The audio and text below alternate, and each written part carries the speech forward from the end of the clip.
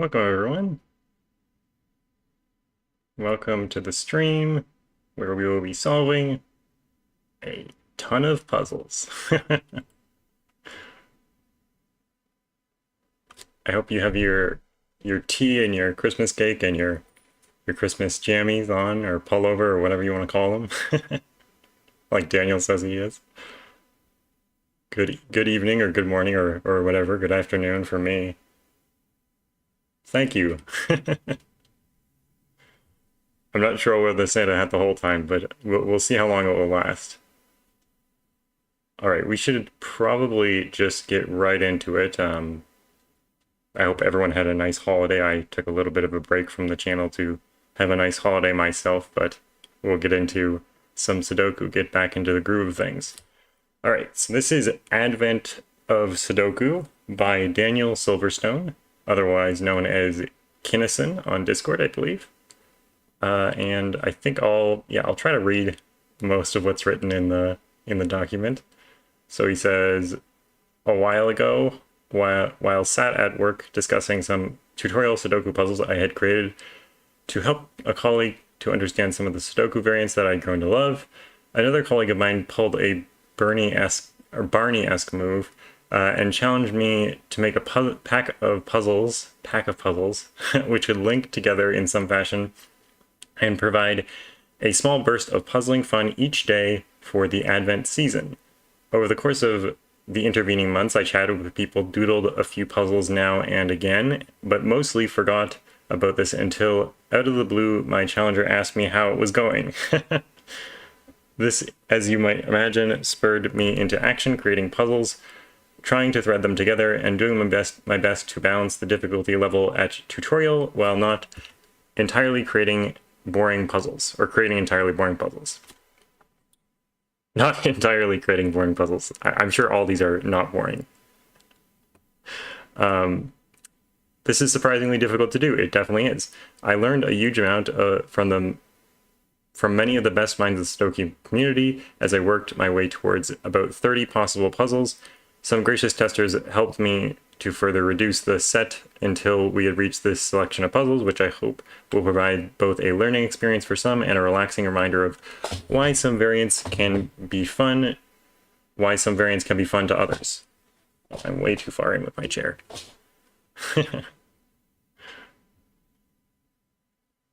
Yes, Daniel notes that a lot of the learning came from my interviews of setters, which I'm sure many of you are familiar with, but if you're not familiar with the Spotlight Setter Spotlight series, go check that out after the stream, of course.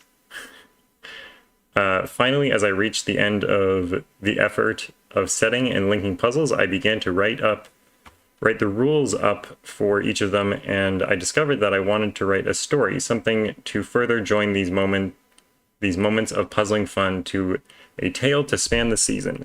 While I will not claim to be an astounding author, I hope that puzzling out the meaning of the tale may provide another level of enjoyment to some of you, and if not, then perhaps you'll simply enjoy each day's setup. I know that Daniel had told me that no one has found the true meaning of the tale, so we'll see if we can figure that out doing this pack today. We'll do it all together, so maybe it'll be more coherent in our brain. This pack would not be possible without the incitement and support of my colleagues Bob Clow, Scott Clark, and Sean Borg. Maybe the true puzzles, the friends we made along the way. Yeah, definitely. Hello, Logan, and hello... Oh, Clough, interesting. And hello, Isabel. And Playmaker as well, I forgot to say hello. Oh, and Math Pesto, I missed that as well. You all have somewhat similar, the sort of brownish white profile picture all sort of blended together for me. Okay, these puzzles the puzzles would not have been as well tested and their difficulty adjusted were not for the efforts of MC, I want to say, Woofer ZFG, Jacob, and Ambrose.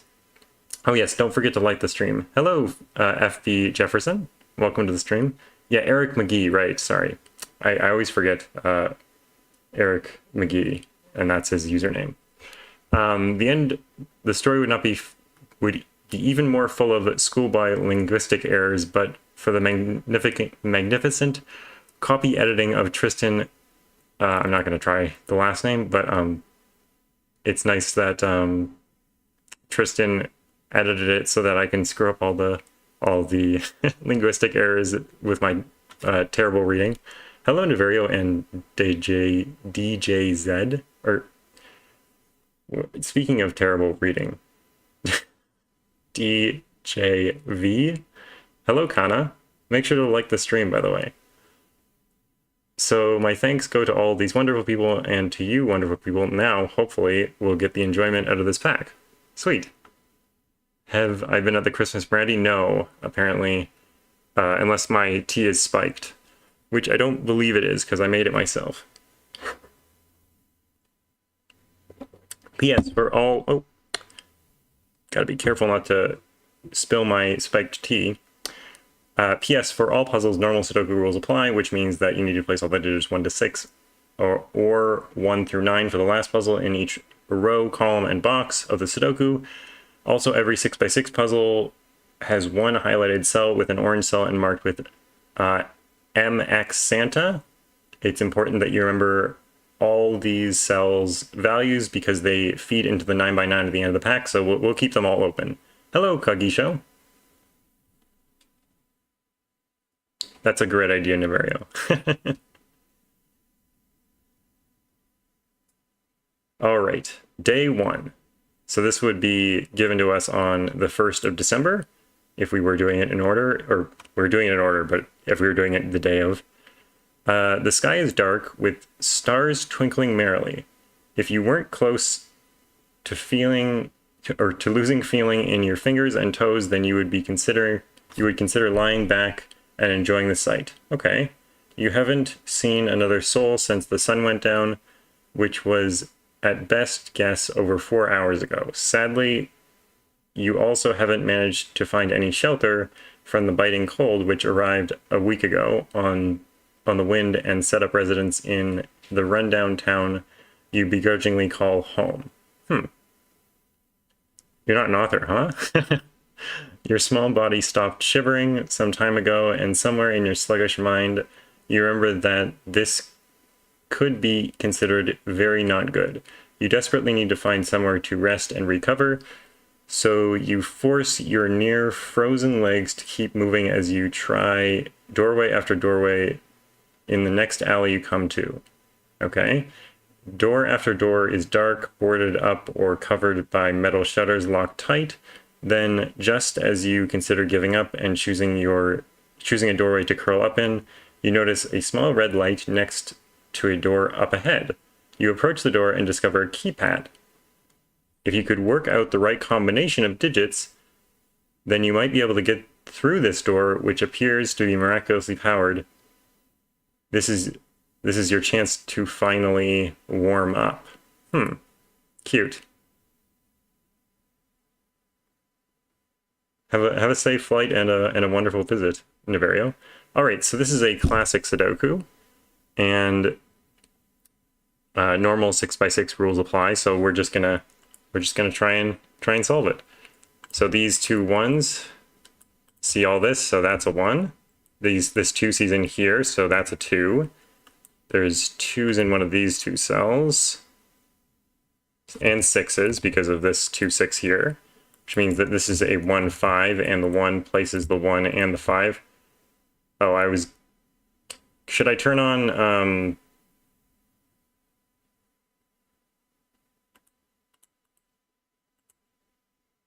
what is well, conflict checker should be on for sure.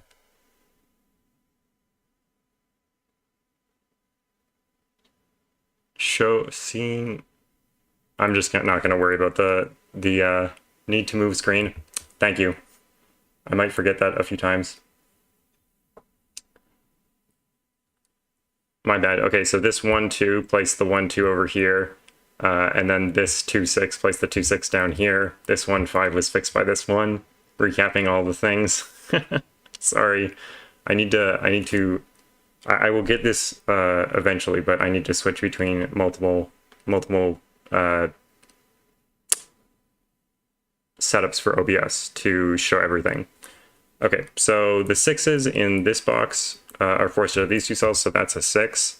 This is a 3, 4, and that 3 gives us the 3 and the 4. 4s are in here, not very useful. Oh, the 4 in this box is placed. The 5 is placed, the 3 is placed, so this must be a 6. Over here we need 3 and has an automatic screen switcher. Huh. Yeah, I don't want to fool with that today, but I will look into that. That sounds amazing. Okay, 4, 6, and 2. Well, this is a 2, 6, which pairs up with that, giving us a 3 over here. We need 5.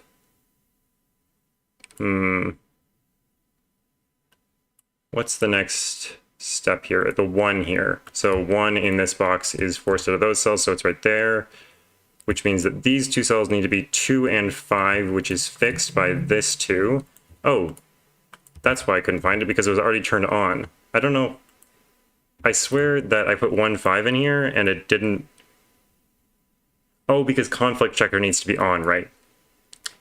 My bad. So this needs to be 5 and 4 because of this 5. This will be the 2. This will be a 4 and a 6. A very nice puzzle. The times will be a little bit off because I opened them previously, so... Yes, I will have to turn on, I think I have check pencil marks on, but unfortunately, for some reason, conflict checker is off. So I'll have to, I'm not sure if I should turn that on every puzzle. It probably doesn't matter. It won't change my scanning that much, I don't think. Okay, day 2. So this will be December 2nd, of course. Success. You managed to open the door, though you're not entirely sure how or why. Still, you'll be sure to always remember the digit that finally let you in. Oh, the 2, right. Am I supposed to memorize these or leave them open? Oh, okay, change the scene again. Change the scene again. I will remember it at some point. Okay. As you stumble into a small hallway, the door behind you slams shut, but the lights flicker on and you look around. All you can see is more and more doors. At least it's less cold here, but it's not exactly hospitable yet. As you move along the hallway, you notice that at least some of the doors have signs on them. You try each as you walk along, but they're all locked. Finally, you see one that says kitchen, and quite by luck, this one seems to have a code lock just like the outer door did. Well, you're already warming up, so why not have a go at it, at some further break-in. All right, this is break-in, and it uses killer cages, so well, killer cages or extra regions, my bad, or extra regions, whatever you want to call them. They have to contain all the digits 1 to 6, or you could say that they can't contain repeated digits. Same thing. All right, so next scene. Yes, next scene. I swear, one day I will remember. At least I changed the right scene. Okay, 1s in this box can't go in there, so that has to be a 1. That has to be a 3 because this 3 sees all these cells. This has to be a 2 because, oh, no. We don't need another 2 in here. But this does have to be a 1-6 pair because in this gray region right here, we need to put 1 and 6, and they're going to have to go in here because they can't go in this box. And this one fixes it. It's 1 and 6 like that. 6 goes here. Oh, whoopsie. 6 goes here because of this gray region, of course. And this digit will have to be a 3 because it has to appear in this gray region, but it can't appear in those cells. And it can't be 1 or 6. So this is a 4, 5. This is 2, 4, and 5. But that's not a 4, that's not a 2. Oh, this is a 2 because these are not 2s, and we need a 2 in column 4. So that's a 5 and that's a 4. So that's a 5 and that's a 2. 5 is in here, and 4 is in there, which we know from the column, of course. But I definitely didn't see it from the column. That's a 6 and that's a 3, just from this one. Down here we need a 3 and something. Over here, hello Ambrose, hello Miter, I want to say. I hope you had a wonderful Xmas as well. Okay, 2's in this box. 2 can't go in those cells because of these two 2's. So 2 is placed, and now we know that this is going to be a 5 because the 4 sees it. So that's a 5, that's a 4, that's a 4, that's a 3, this is a 5, 4, and down here we need 2 and 5. This will be a 1 for the column, 6's and 3's go in, and the one we need to remember is this 4 over here. And I will switch to the scene before I leave. All right. So that was a fun little puzzle. Let's look at day number 3. It says, the kitchen is far warmer than the hallway, though it doesn't appear to be heated. The appliances in the room are still powered, and they have taken the chill off. What's more, from the kitchen, you can make your way out to a cafe-like area, and from there you can see that you're in an old toy store with a cafe, which you used to stand at the window of the old toy store, I see, watching the toys and tracing with your fingers the patterns on the window, the patterns of frost. No, you didn't miss too much. Maybe the easiest thing to fill out. Oh, yeah, that would be a good idea, Ranks, is to fill out the answers in the 9x9 as we go. So in the 9x9, right, we should fill out the numbers in the 9x9 as we go. So 2 and 4 were the first two numbers. So 2 and 4. Okay. That's a brilliant idea. And then I'll just close these tabs. And we need to change the scene before we move on to the next puzzle. And by the way, we'll just fill those in, but I'll explain what happened at the beginning. Or sorry, at the end when we were doing that last puzzle. All right, so row 6, column 3 is naked. I believe you, David. I think this is probably naked. So these are thermometers, which will feature in a video very soon. And thermometers mean that the digits as you go along the thermometer from the bulb to the tip have to increase. So if this is a 2, this has to be bigger than 2. So 3 or 4 or 5 or 6, but then this one also has to be bigger than this one. So as you go along from here to here, it increases.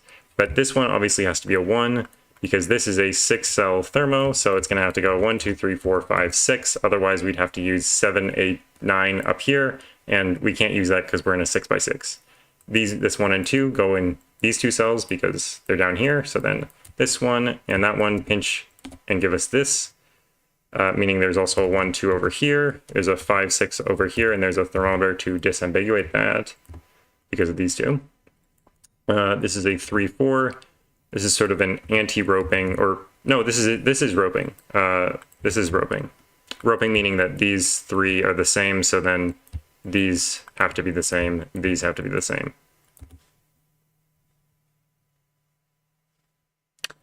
And of course this was ordered because of the thermo. Okay, so now that we have all that in, this one is also quite long. That is 5 cells long, so it has 2 different options. It could either be a 6 here or a 5 here. Let's just, I can see which one it is, but let's just fill them in with their 2 options.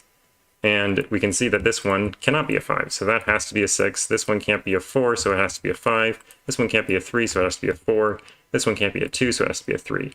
And that just because all these are the minimums, and these have to be then, therefore, the maximums.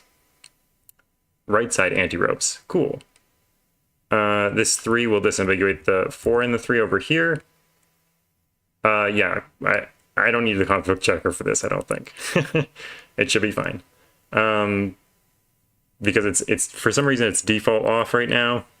I don't know why. But it should be easy enough to fill in the digits. So these 1, 6 have to go over here, and the 6 gives us the order. This gives us the order of the 1 and 2 over here. This 2 and this 3 go in. There's a 3 in here. There's a 5 over here, which will be disambiguated by that. So that's a 5. This 4 now is placed there, which disambiguates the 3 and the 4. That was a 5, not a 3. That's a 2 now. These 2s force a 2 down here, which means this has to be bigger than 2, which is all the digits. But these 6s force a 6 here. I'm not sure if this was necessary, but it doesn't really matter. Maybe it's creating some pattern that I'm not appreciating, like some kind of frost-like pattern. Well, it's definitely not a snowflake because it's not a hexagon. But that was a fun puzzle. I liked the idea of the roping, and this is also roped. Oh yes, yes. I'm sure many of them are overglued. Okay, so 2 was the answer to number 3, so I will put that in right now. Where is 3? This is classic advent calendar type thing where you have to look very carefully at the set of boxes and figure out where the next day is. I need to change the scene, and we'll move on to number 4. Okay, number 4 says, after a late night feast of nuts and chocolate bars and a water bottle you found on the abandoned racks of the cafe, you venture onto the shop floor and wander between the empty bins which used to be filled with toys. Despite the lack of playthings, you find yourself narrating your journey out loud. You're an explorer in the toy desert, hunting for something fun to do. Cresting on a dune while rounding a corner into another aisle of seemingly empty wire racks, you spot a car. What's more, it's a dune buggy. You fall to your knees and begin to come up with a story in which you, the famous explorer, are now buzzing around the dunes on your quad bike. Something was in those chocolate bars, I think. Hello, Sarah. Hello, Andrew.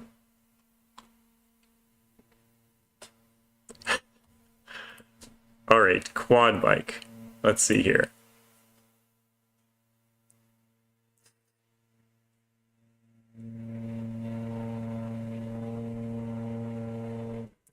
Oh, really?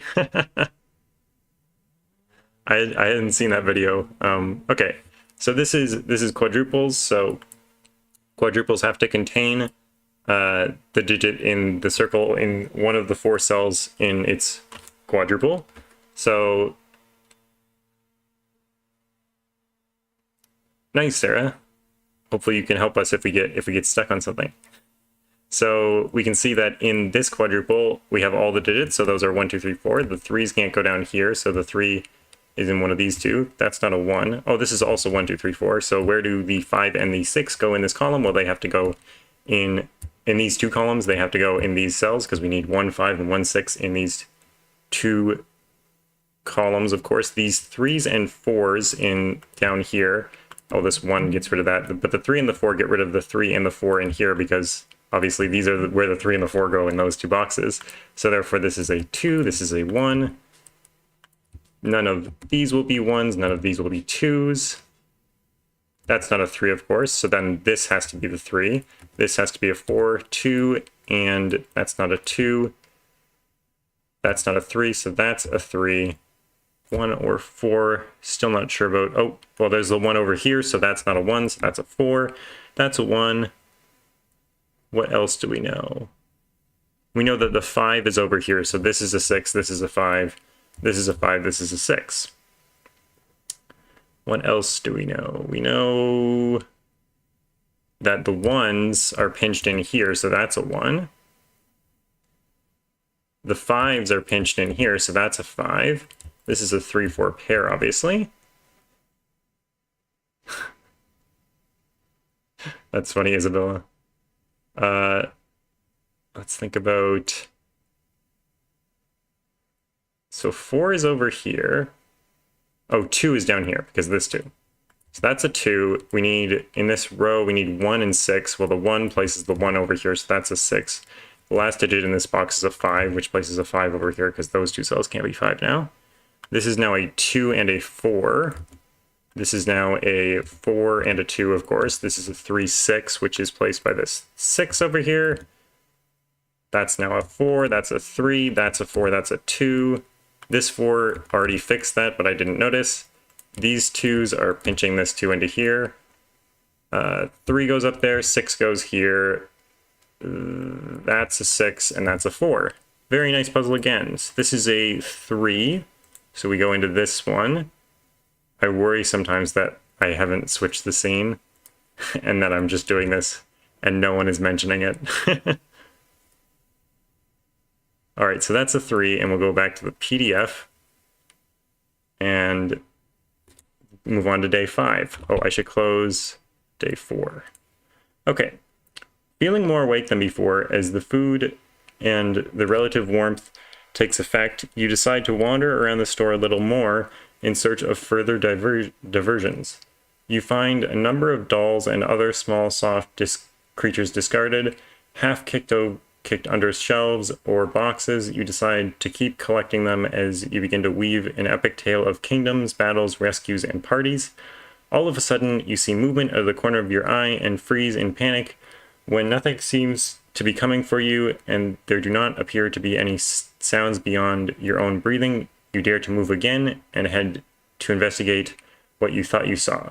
Oh, how silly you feel when you realize that what you saw was your own reflection in a mirror, which was set on the floor leaning against a shelf. As you approach it, you can see that there are a small number of them set in a line, and you get an idea to help you feel less lonely. You put your haul of toys down, and then you as carefully as you can, you move the mirrors around until they're facing one another, making a space which now seems to be filled with toys, and you, so many of you, going on forever.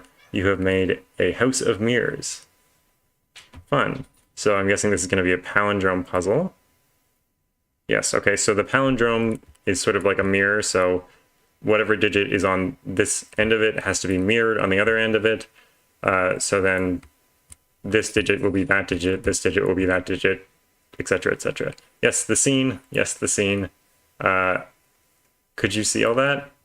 You could see all that, so I don't have to go through it again.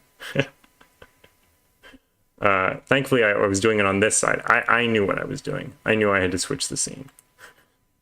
All right, so palindromes are quite fun. This, just by Sudoku, will be a 2. So I can't see any other super easy deductions. Oh, well, we can see that this 2 forces that out of a 2. So then the 2 is down here, right? But if the 2 was here, then the 2 would be here as well. Because this is a palindrome, it has to mirror. So this has to be the 2.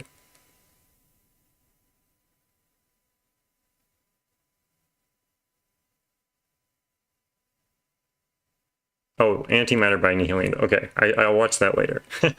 This is a 1-6 pair in the row, but this can't be a 6 because that would mirror over here to be a 6, so it must be a 1. So this must be the 6s. I can see that 1 is forced down here, but this one tells us which order it is in. It is in. What about the 6 in this box? The 6 in this box must go here, which mirrors into there. That means these are 4s. So in here we have 1, 3, and 5. So over here we need to have 1, 3, and 5, but this can't be a 1, so these are not 1s, and that is a 1. This 5 tells us the order. It's 3 and 5 like that, 5 and 3 like that. Hello, Eric McGee, and hello, Zeta Math as well. And I think I didn't say hello to Sarah, but I did say that she could help us. These are just placed by the row, and this, of course, this will have to be a 5, because that's what we're missing from both the row and the column. Over here, we need a 2 and a 4. This 2 fixes it.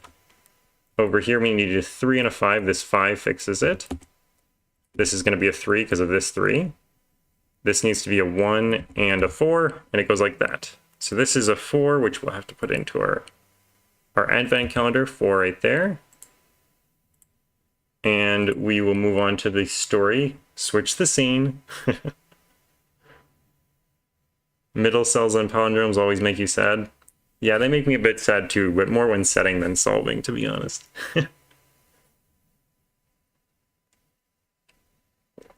My tea is getting cold.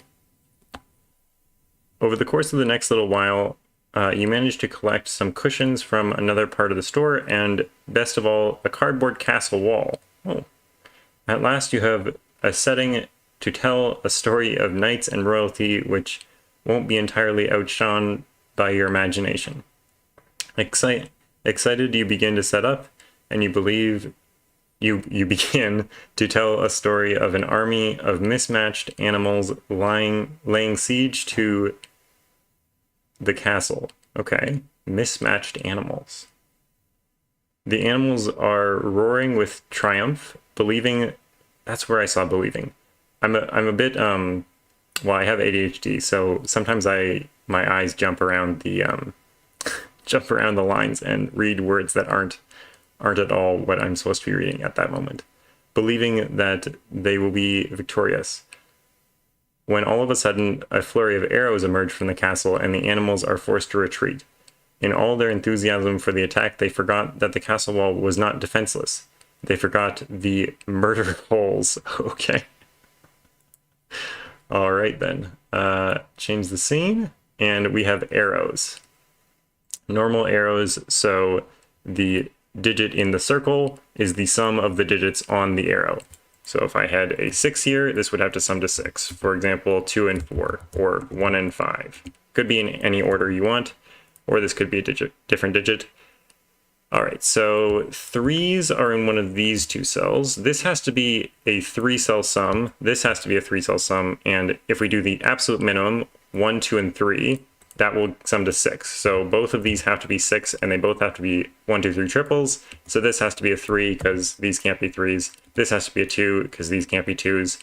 This has to be the 3. This has to be the 2. This has to be 1s because of the 2s here and the 3 here. These have to be 4s and 5s in that column. Very cute setup with the 3-cell arrows. All right. What shall we look at now? This 4, 5 means that one of these has to be 4 or 5. So this has to be 5 or 6 because this digit will be on here. So we need a digit greater than that digit to be the sum. And of course it can't be 5 because there's a 4, 5 pair in the row. So this is going to have to be it could be 2 and 4 the other way. Whoopsie. Or 1 and 5 either way. And 1 and 2 pair up here, so then this must be the 1 and this must be the 2, so this must be a 1, 5 instead. So this has to be the 5, this has to be a 4, this has to be 5, 4. Again, the 5 is forced onto here, so this has to be a 6, 1, 5, and the 1, 5 is actually fixed by this one. So that's a 1, that's a 5, this is a 5. This is a 4, 6, which is fixed by, oh, what wait.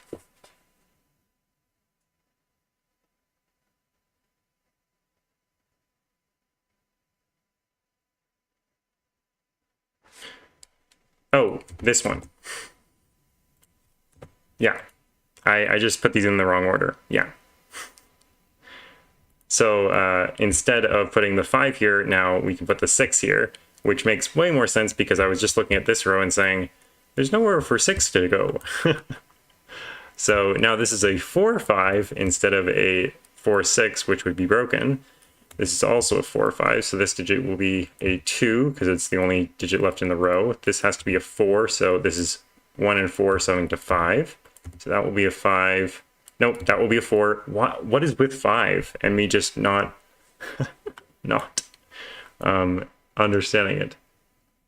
Oh, okay, so the 6 goes here. the 5 goes here, the 5 and the 1. This has to be a 1, 4 again, and we know the order. And this has to be a 3. Oh, and this has to be a 3 as well.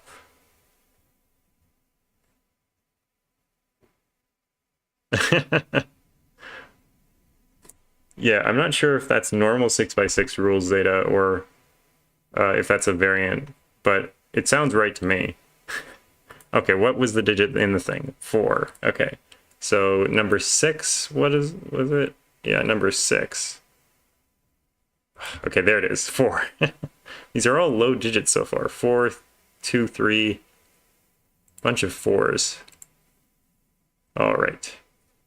Change the scene and go back to the PDF. Okay, day 7.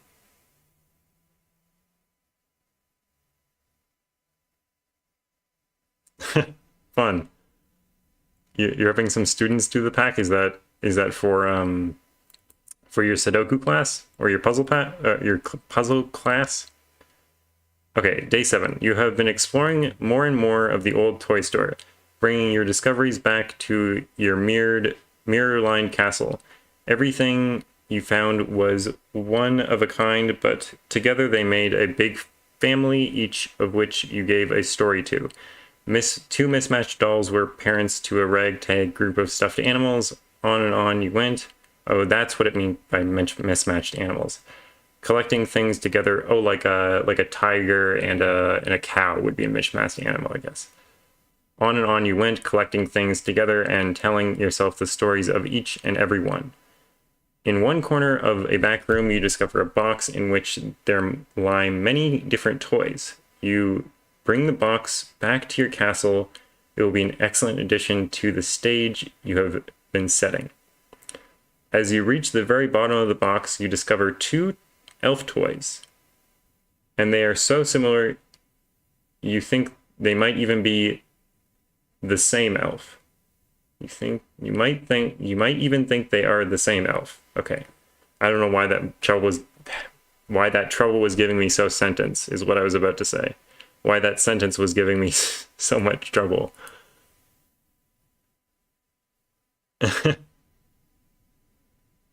Yeah, none of these are mean minis. Talking is hard. Okay, these 2 1s force this to be a 1 because all these cells can't be 1s. These 2s force this to be a 2. Oh, and also these are clones, so well, we can give an example. This has to be a 1 because in the same... Thank you. We'll go back. Okay, these are clones, which means that that they're exact copies of each other. So this 1 will have to appear here. Whatever digit is here has to appear here, etc., etc. So we'll go forwards. So I got that these 2 1s force this to be a 1. These 2 2s force this to be a 2. Of course, the clone gives this as a 1. This 1 is forced to be there for the clone reason. Again. Oh my word, the scene is going to drive me crazy, I think.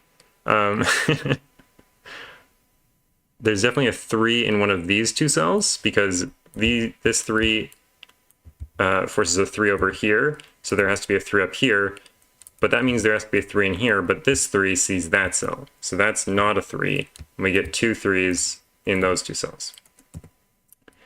This 3, and the fact that there's a 3 over here, which is also placed. Okay, so those are 3s. This 3 forces a 3 into here, and these 3s force a 3 there. My cats are being funny right now, trying to sit on the same place. This is a 3 now because of that 3. This 2 and this 2 force a 2 to be here, which means that's a 2. Which means that in this row we need 4, 5, and 6, and I did that because I can see that this digit is the same as that digit, but can't be 4 or 5. So that has to be a 6.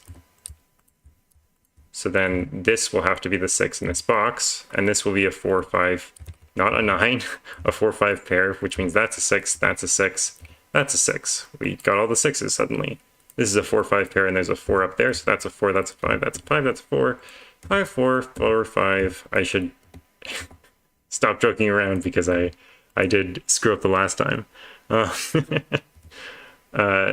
4 and the 5, of course, are mirrored by the clone, but they're also placed by this. This is going to be a 1 and a 2, and that's the puzzle. So the Christmas digit is the 5. Why is that? I thought that was supposed to be a Santa.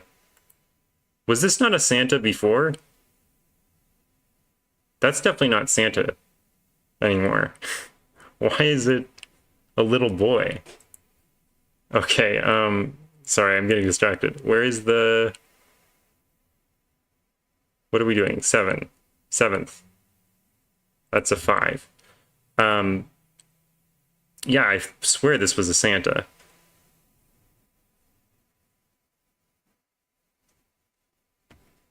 I maybe could, Eric. That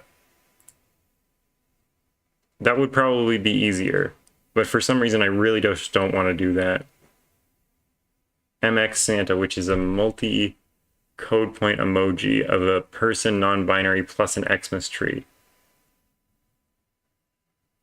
Huh. Weird.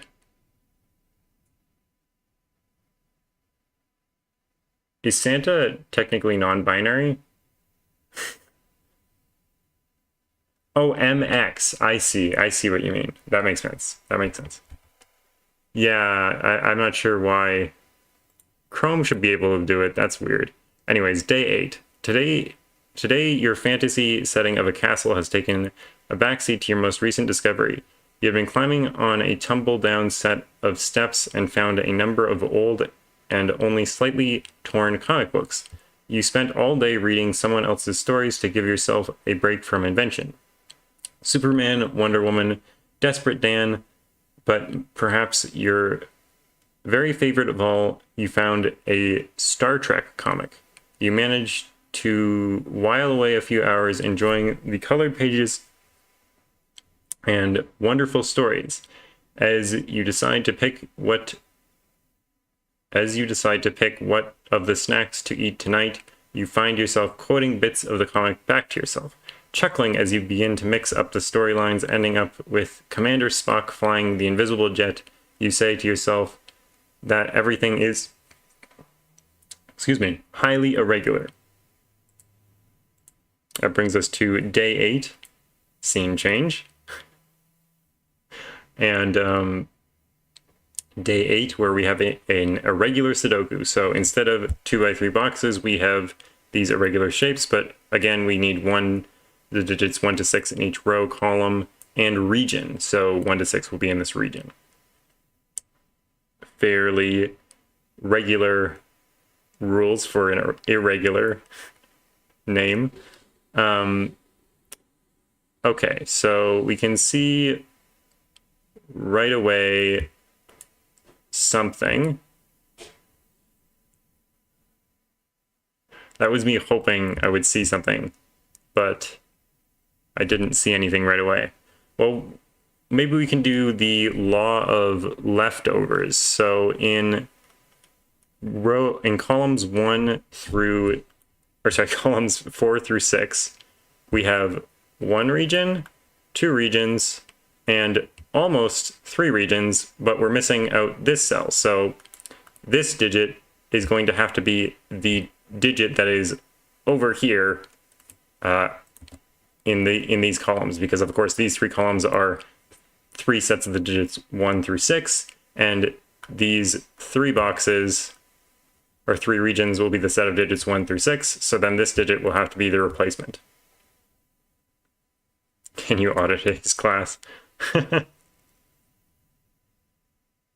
Yeah, I'm sure you don't need to, but can we do law of leftovers with other stuff, or is that basically it? Oh, we can do law of leftovers here, because we can see that these 2 digits, or these 2 regions and these 2 cells are giving us that this is a 6 and this is a 2 based on the exact same logic. These have to be from 2 and 6. These digits have to be from 2 and 6 because those were the composition. We can look at the similar setup here and see that this has to be a 3, this has to be a 2. Because this has to mirror there. Obviously, it can't appear there.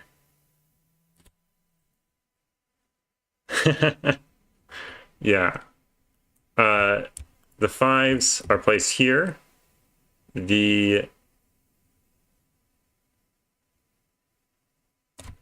was going to say the 1s are placed, but they're not placed. They're in a X-wing pattern here.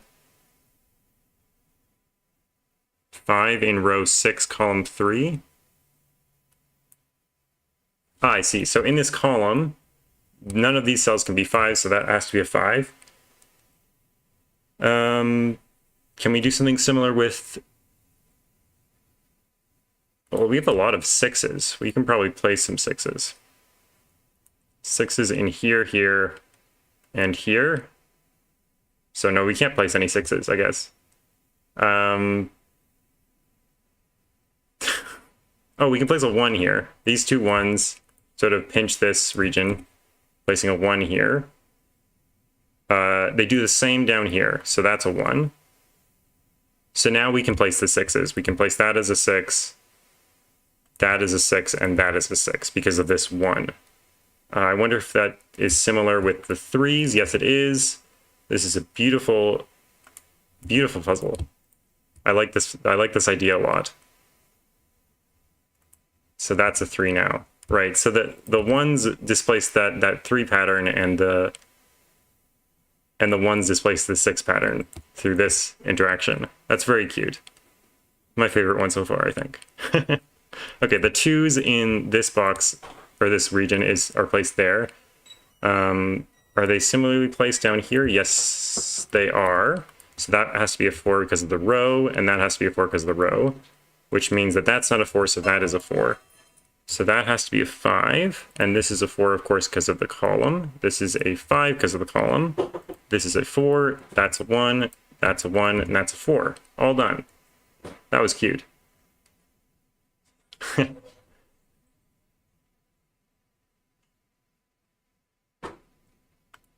Let's put in the digit here, 3, on the 8th. And I'm not sure what you would do if you didn't do law of leftovers, Daniel.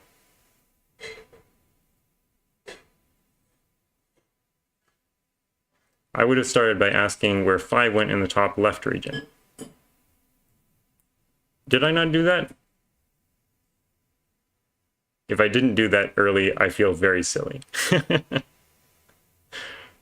Oh wait, that was one of the last digits I placed. Okay. I feel very silly. Okay, PDF. And we'll move on to day 9.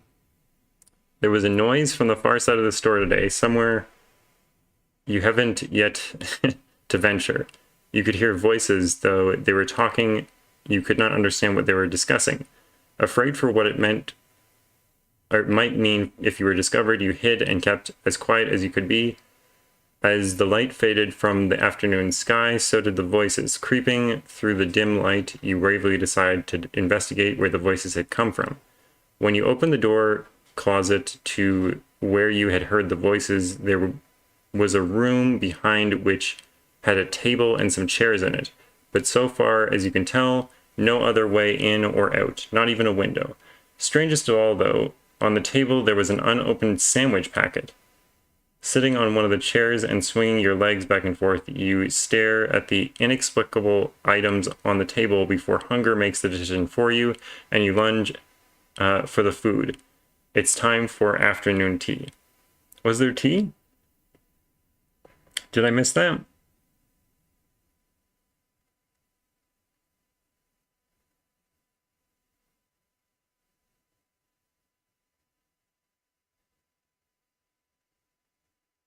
I think I must have missed that. I see the sandwich packet. I'm not sure. You need to think British. Okay. A snack. Okay. Okay. A snack involves, or sandwiches are served at afternoon tea. Okay.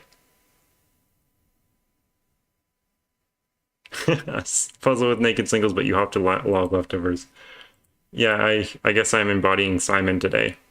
Okay, so these are sandwich totals, of course, not t totals. So sandwich is, it gives the outside digit, or the outside number is the sum of the digits between the 1 and the 6.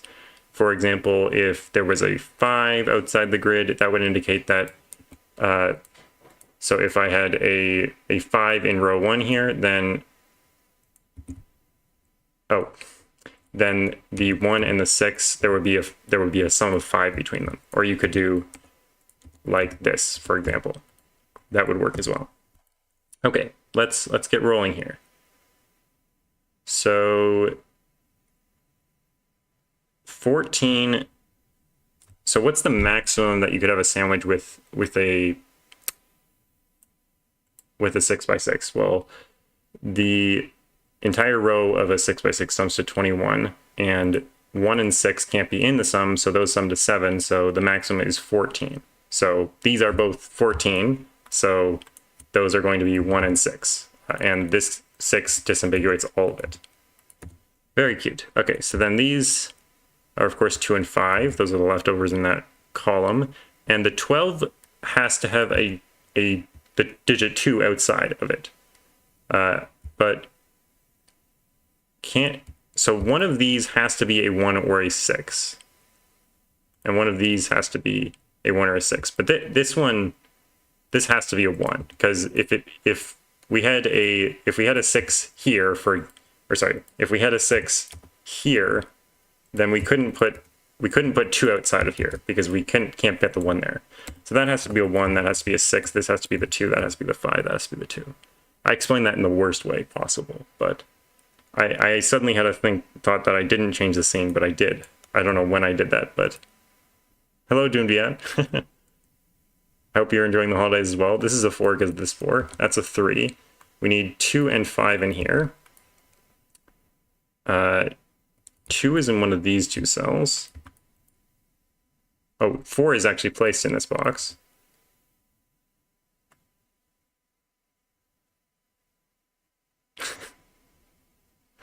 I'm glad you're enjoying it at least. I'm thinking about this column because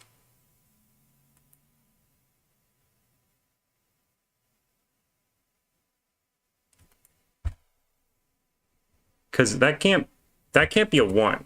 Because, okay, so either it's like this, right, and that's a 2, or it's like this, and that's a 2.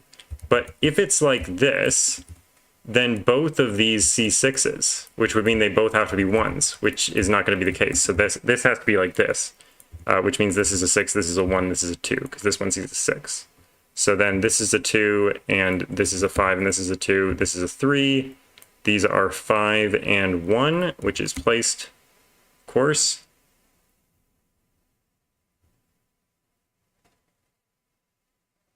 Oh yes, that's another way you get it, Judith. That's a good idea. This one couldn't be a 2 because the outie needs to be a 2.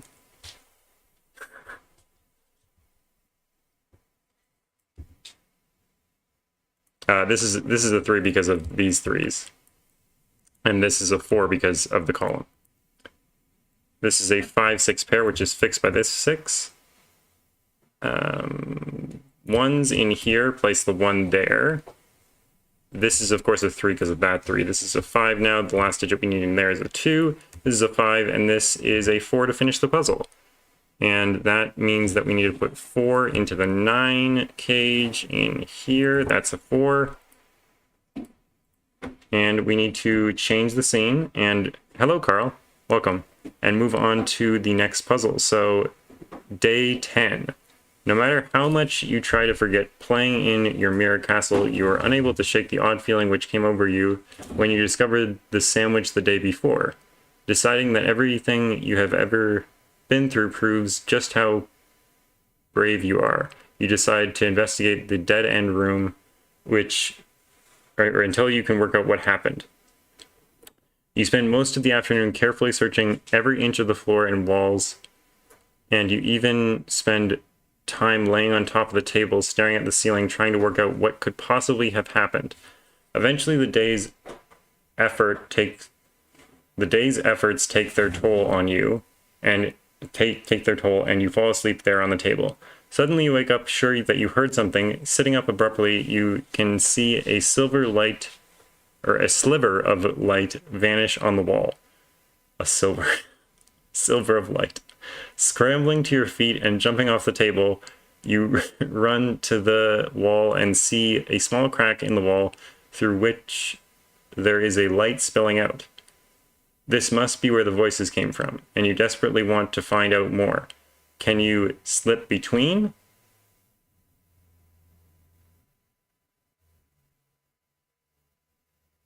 So he searched the whole room for an entire day, but somehow he missed a crack in the wall. Interesting. Well, you said you're not an author, so I won't judge. Okay, so this is the between lines. Can you slip between? So between lines, the digits at the end of the between line. Okay, between line set the sort of range that the digits on the between line can be between. So if this was a 3 and a 5, for example, then all of these digits would have to be the digits between 3 and 5, which would all have to be 4s, which probably isn't the case, but who knows? So we can look at these and say, well, 3 and 5 is probably not going to work. So we have to have a digit that is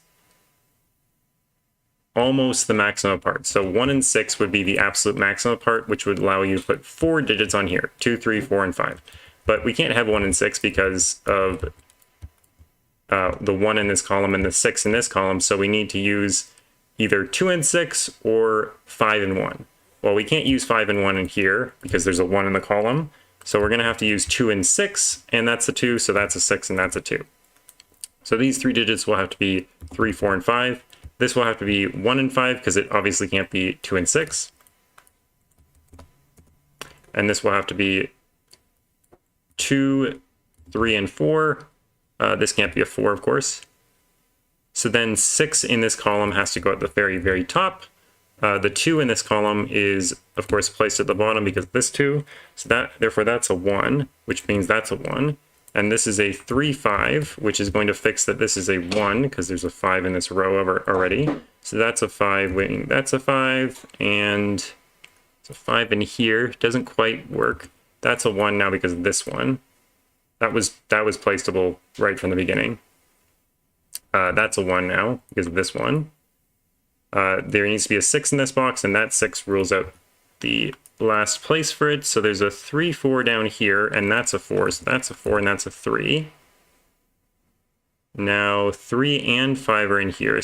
2 and 6 are in here, and that's a 6. That's a 6, and that's a 2.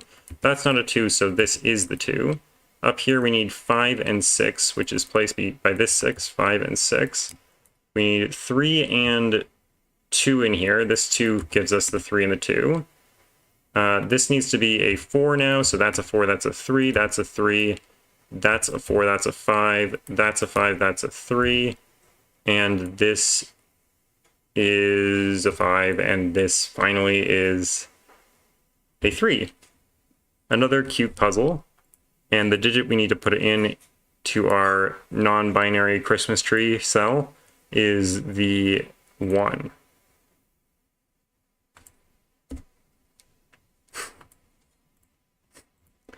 It's supposed to be a Santa cell, but change the scene. People are going to come in here and wonder why I keep yelling, change the scene. 40% done. Oh my word, it's been an hour. Yeah, that flew by. These are very fun puzzles. Time after time, you return to the room, to the wall, to that crack, and you stare. So apparently we couldn't slip between. Hours and hours are spent trying any and everything you can think of. You try pushing and pulling, talking to it. Not a very effective strategy. Indeed, at one point you sit for an hour trying to think it open as hard as you possibly can. Each time you run out of ideas, you return to your mirror castle and sit among your animal subjects and ask them if they know how to get into the crack in the wall. or you wander the dim aisles of the store hoping for inspiration.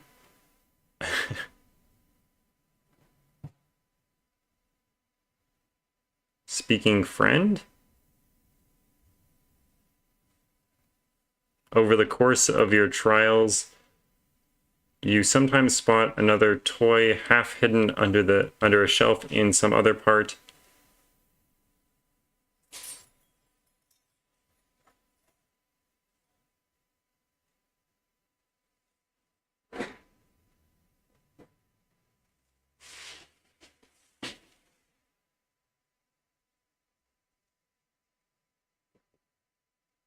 I think I'm just missing some reference. Anyway, sorry. Over the course of your trials, you sometimes spot another toy half hidden under a shelf in some other part of the store, and you bring it back to join the others. On one such visit, you spot another elf, but this one is different from the other two you have. You arrange the three on the floor by the castle and stare at them. Perhaps they hold the clue you seek. It might be hiding in plain sight. Oh. We have elves. I see. Oh, speak, friend, and enter. Right, sorry. I was confused.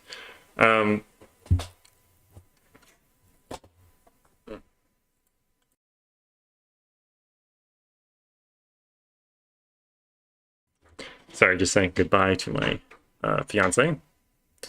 All right. The elf's skin tone works.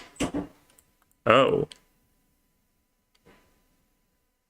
Okay, so the top two, oh, I see. The two are identical and the other one is different, right? I remember that. Okay, so let's see here. So on the diagonal, each marked diagonal has to have the digits 1 through 6 at least, or 1 each, at least once. So it's sort of like another row or column. I guess we can say that there are 2s up here, 1s up here, 4s in one of these 2 cells.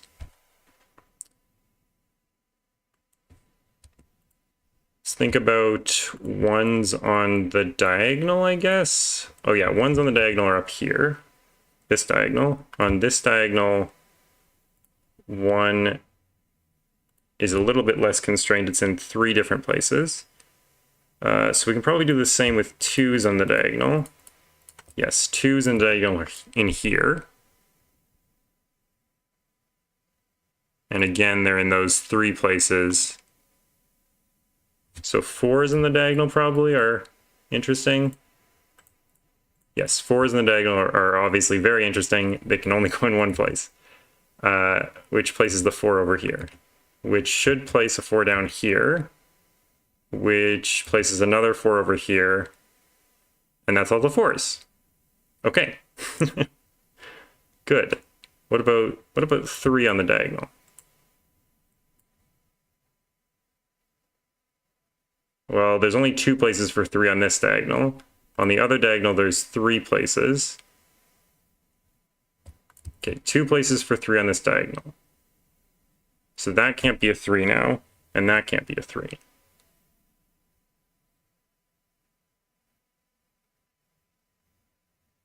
feel like I'm missing something very simple. Okay, 5's in one of these 2. 5 on the diagonal.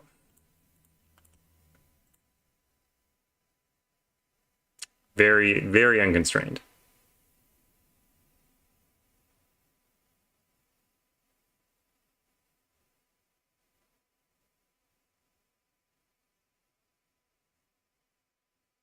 Okay, so what if we have ones like this? Because that places a 1 here, because it can't go on this diagonal, it can't go there then. So then that would have to be a 1. And I guess the 2s are sort of similar. And that doesn't look like an issue.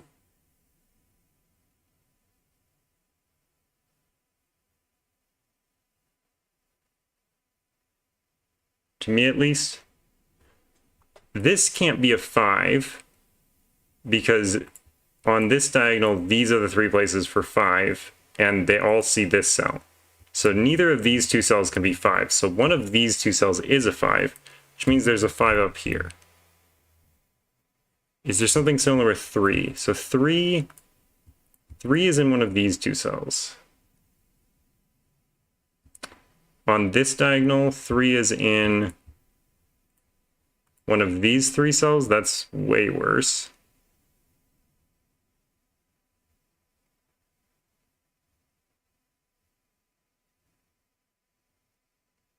Three in column 1. Yep. Easy. Oh, 5 in column 1. Or column this. No, that's not right. Okay, yeah. Oh, in row 6. Okay, in row 6, that's cute. That is quite cute, Carl. That is a good spot. So this 3 forces 3 out of these 2 cells. So then in this column, 3 goes down here. But in row 6, we also need to put a 3 in one of these 2 cells. So the only cell that overlaps is this one. That's very cute. So then 3 is off of this diagonal now. So 3 is not there, so 3 is in one of these 2 cells. And one of these 2 cells. That's, of course, a 6. Big duh. These are 2 and 5. 1, 3, and 6 here.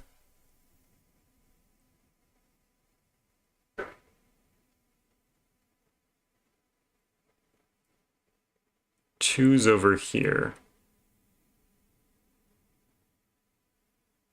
6 over here, 6 up here. 6, 2, and 5 in this column. Well, that can't be 2.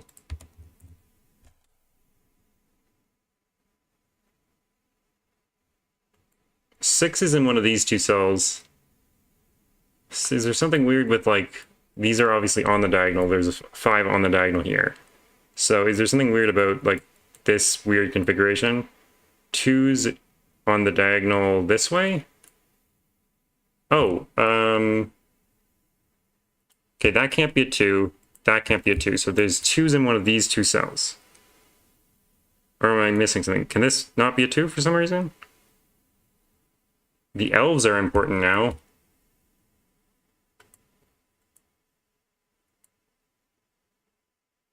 Do we know what the elves are?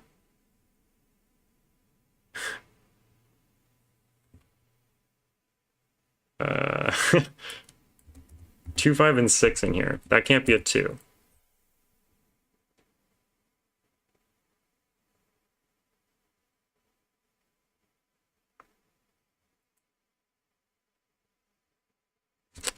Okay, so that's an interesting... They're a hint. Okay. So if Carl says if this is a 5 or if this is a 5. No, row 4, column 3. Or if this is a 5, then you end up with 2 5s on one diagonal. So if this is a 5, that's a 5. Ah, big duh. Big duh. Yeah. Yeah, that's very clear. That's very clear once you think about it even a little bit. Because there is a 5 in these 2 cells, and I was already thinking this looks a little bit weird.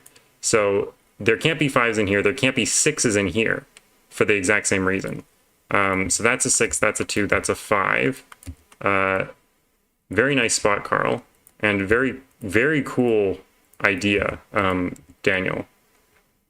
That's a 2, or that's a 1, that's a 2. That's not a 1.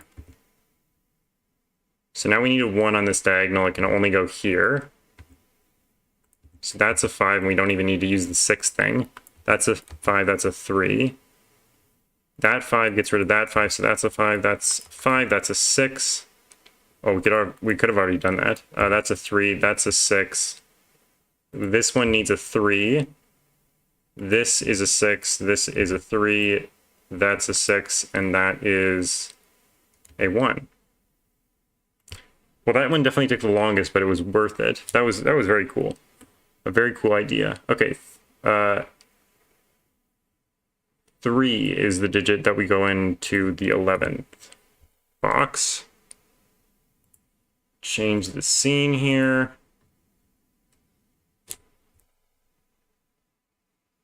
So the setup I made was that the 5, 6 in row 3 locks both out from row 4, column 3, which is why the elves are trying to signpost. Yeah, that makes sense. That does make sense, now that I'm thinking about it. That would be good if we were like looking at that at all, but unfortunately I didn't pencil mark as much as I should have. Okay, day 12. Another day of nothing but snack food has you wishing the voices would come back and leave you another sandwich, but so far there hasn't been any hint of them. You have started to run out of stories to tell yourself, and in many times of walking around the store floor, you haven't found any more toys. Every now and again you hear, or perhaps it's more correct to say you feel, something big rumbling deep down in the ground. Perhaps it's a giant monster biding its time until you sleep and it will come and gobble you up. Probably. The rumbling keeps returning and you decide you're going to measure the time between them. Unfortunately, you have not found any working clocks. Plenty of ones which don't work are up on the walls the entire time you've been here. You decide that you can time the rumbles by walking up and down the aisles, counting the number of times you pass your mirror fort. When the next rumble fades, you start walking, ticking off one hand each time you pass the fort, pass your fort. Over and over you walk, keeping track with finger counting.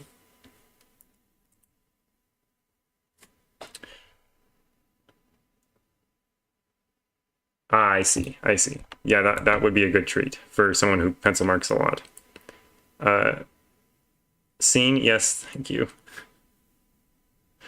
Okay, finger counting. So 5, and 10. Digits separated by an X must sum to 10, and digits separated by a V must sum to 5. And I'm guessing there's no negative constraint since it doesn't mention it. Okay, so the only way to sum to 10 in a 6x6 is 4 and 6. So these are all 4 and 6, this one too. And 6 cannot go on a V because 6 and -1 is not a good sum to 5. It's a fine sum to 5, but it's not really one that we're looking for, so we'll not use that, I don't think. This has to be a 3, this has to be a 2, that has to be a 3, that has to be 1, 4, so that's going to be a 6 and a 4. 1, 4, we still don't know the order of that. We don't know the order of this either, but we do know there's a 6 down here, so we do know the order. Actually, we know where the 6 is. It's right there. So that's a 5, that's a 6, that's a 4, that's a 4, that's a 1. Where's all the 4s? The 4s all are here. Where's all the 6s? The 6s are all here. And where's all the 5s? No, we aren't going to get that. Or maybe we will. No, we won't. Not quite. We can keep dreaming. Okay, so 3 in this box goes there. That's a 1 now, so this is a 3 because of that 3. 5 and 2 go up here, but we don't know the order. 3 and 2 go down here, but this 3 tells us the order. 3 and 2, now we do know the order of the 5 and the 2. This is now 1. These are 5 and 1, and we know the order. These are 3 and 2, and of course we know the order. That's going to be a 5, and that's the puzzle. So we can put a 3 into our 12. I just realized why these are all low, because we're doing 1 to 6, and obviously that's 9 by 9, so of course they're all going to be low. Big dumb. This is what happens when you take a break from puzzle solving. Okay, over the course of your counting, the rumbling came every time you passed your castle. For the 5th time, you got bored counting when you checked 10 times. Nice reference to the 5 and 10. All that counting and walking, no minis in there.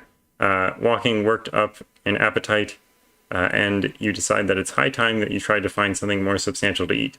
Rummaging through the cupboards in the kitchen as quietly as you can, you discover a noodle pack hidden behind the pans. Hot food, you could have hot food. I read that in the complete wrong inflection. Hands shaking with excitement, you fill a pan with hot water from the tap, empty the noodles into the pan, and carefully crawl along the countertop to put it onto the stove. Crawl along the countertop.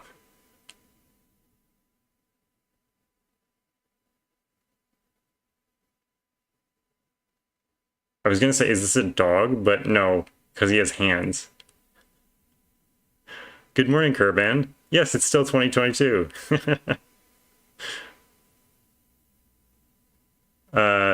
After some time, you guess that the noodles are cooked and carefully lift the pan down. Carefully lift the pan down. Oh, to the floor, down to the floor. And you sit on the floor with it, taking a moment to inhale the fragrant swirl of steam. Didn't we already have a thermometer? Oh, that was the frost one. This is the hot one. The other one was the cold one. That's a cute little thing. Okay, so now we have the hot one. Swirl of steam, and I need to change the scene. I'm just doing it for the chat rate. Also, if you haven't liked the stream and you like the stream, or if you just got here, feel free to like the stream. It does help. All right, so thermometers, as before, increase from the bulb to the tip. And they're not quite as long this time, but there is some 4-length ones, and this one can't be 5, so that's either going to be 4 or 6. That doesn't quite give us enough information. This one can't be a 4, so it's either 5 or 6. What about... The digit 5 in here is interesting. It can't go in any of those cells.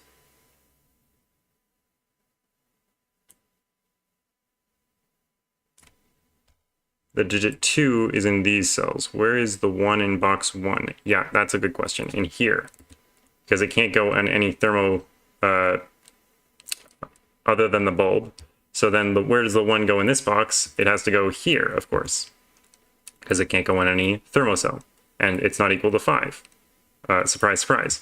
1 in this box is now placed over here. 1 in this box is now placed over here. 1 in this box is now placed over here. And 1 in this box is now placed over here. So this is a 1.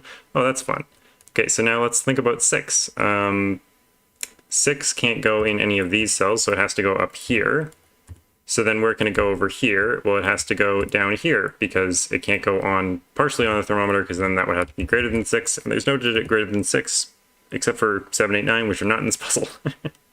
So now 6 in this has to go right there because it can't go on here, of course. So then 6 has to be here, 6 has to be here, 6 has to be here, 6 has to be here. Evening, Jay Dyer. Welcome. Hope you're having a great Christmas. Or Xmas or whatever you celebrate, or happy holidays or whatever. Awkward non-denominational stream. 5 can't go here because then this would have to be greater than 5, but it can't be 6. So that means that this has to be the 5 because that can't be. So this has to be a 5. And now 5 is in one of these two cells, which means that that's a 5. 5 is on here, and it can't be here because then there would have to be a digit between 5 and 6, and we can't put 5.5 on this thermo. Yeah, this is a very cute puzzle where it swirls, yeah, with the 1s and the 6s, and then more. Okay, so 5 in this box is here now, and we have all the 5s, the 1s, and the 6s. So this is a 2, 3, and the 2 gives us the 3 and the 2. We need a 2 on here, and we can't put it here because then this would have to be 1.5 or 1.1. Why does Simon always say 1.5? 1.5 is just as absurd as 1.1. I'm going to complain about that next time. 3s and 4s are in these cells. 2s, 3s, and 4s are in these cells. Because he's mean. I don't think I can say Simon is mean. That's not even true. I can't even joke about it. He's not mean. This is 2 or 4. So this is 2, 3, or 4, but it can't be 2.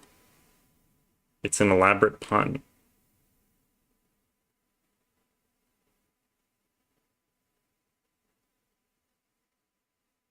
It must be very elaborate. I have no idea what it means. Oh, this is the 2 because of the row. And this is a 4 because of the row. What am I doing? Pretty average. Oh, my word. That's bad. That's a bad pun. Okay.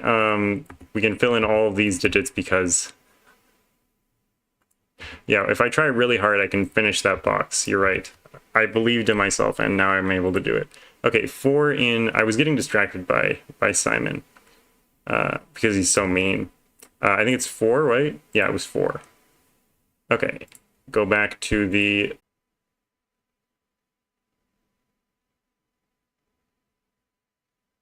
Are we back? Hello? Let me know when you can see me.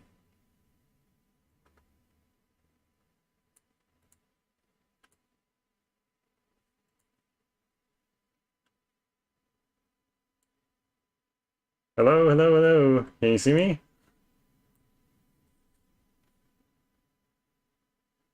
Okay, sweet. Yeah, I don't know what was going on. OBS just had a big crash. Not sure why. We're back now, though. Welcome back. We're on day 14. OBS was trying to ruin Christmas, apparently. All right, so I had read this first paragraph, but a blurry. Huh.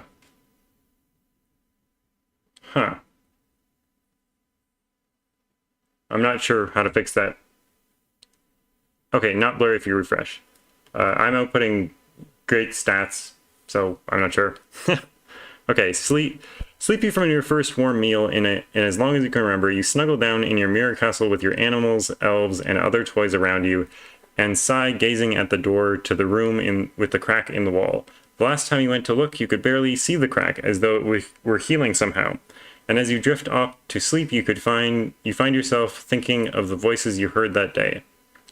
After what could have been minutes, or could have been hours, you startle awake as something falls on you. You immediately spring to your feet, terrified, casting around for any sign of movement, but there is nothing to be seen. Around you lies your collection of toys. Perhaps one of them, disturbed by your breathing, fell over and onto you. Excuse me. Feeling very silly, despite there being no one there to see your reaction, you decide... Excuse me. I don't know what's going on. You decide the right thing to do is to collect up and tidy your toys. Each one is picked up, dusted off, and given a chance to tell you a story about its day. While you decide where to put it for safekeeping, you finally pick up the blanket where you have been sleeping on, feeling proud of yourself for tidying your home, when out of the blanket falls something you know you did not have when you fell asleep. You stare slack-jawed at a pack of candy canes.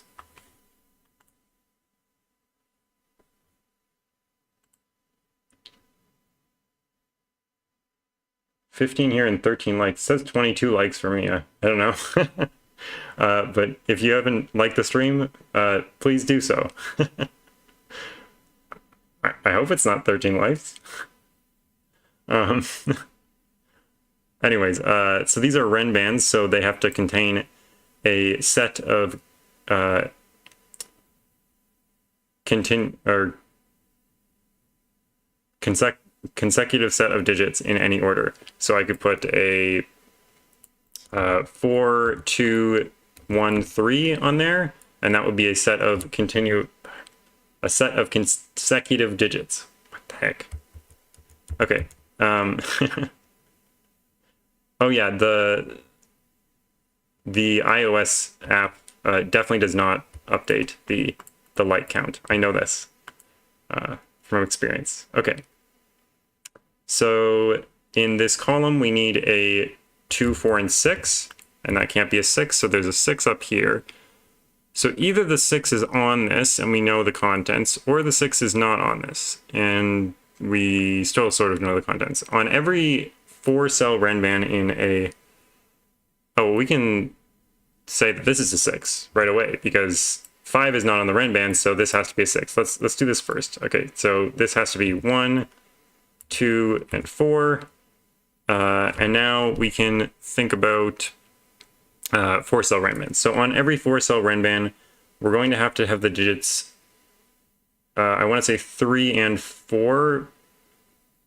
Yeah, the digits 3 and 4 must be on every 4-cell Renban in a 6x6, because if you think about the digits 1, 2, 3, 4 as sort of the minimum side, and the digits 3, 4, 5, 6 as the maximum side, anything in between those will always have the digits 3 and 4 on it. So we need to put 3 and 4 in everything, and those 3s can't go over there, so there has to be a 3 in here, which doesn't do anything. But it does do something down here, because these 3s can't go there, so that has to be a 3. So the 4 over here is now not there, so that has to be a 4. The 2 over here now places a 2 down here. So it has to be 4, 5, and 6. That can't be a 6, of course. These can't be 3s now, so there is a 3 over here, so that's not a 3, so this is a 3. The 4s over here now mean that there's no 4 over here, so that is a 4. That's definitely not a 4 for many reasons. That's not a 4 either. There's a 4 in one of these 2 cells, which means that in this box there's a 4 in one of these 2 cells. This is a 3-cell Renban without a 4 on it, which means it has to be 1, 2, 3. So that can't be 1 or 3, so that has to be a 2. 1 and 2 go in. That's a 4 now, of course. This is a 5.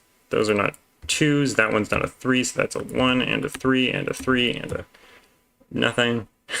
There's a 1 up here, which could go here, but could go off there as well.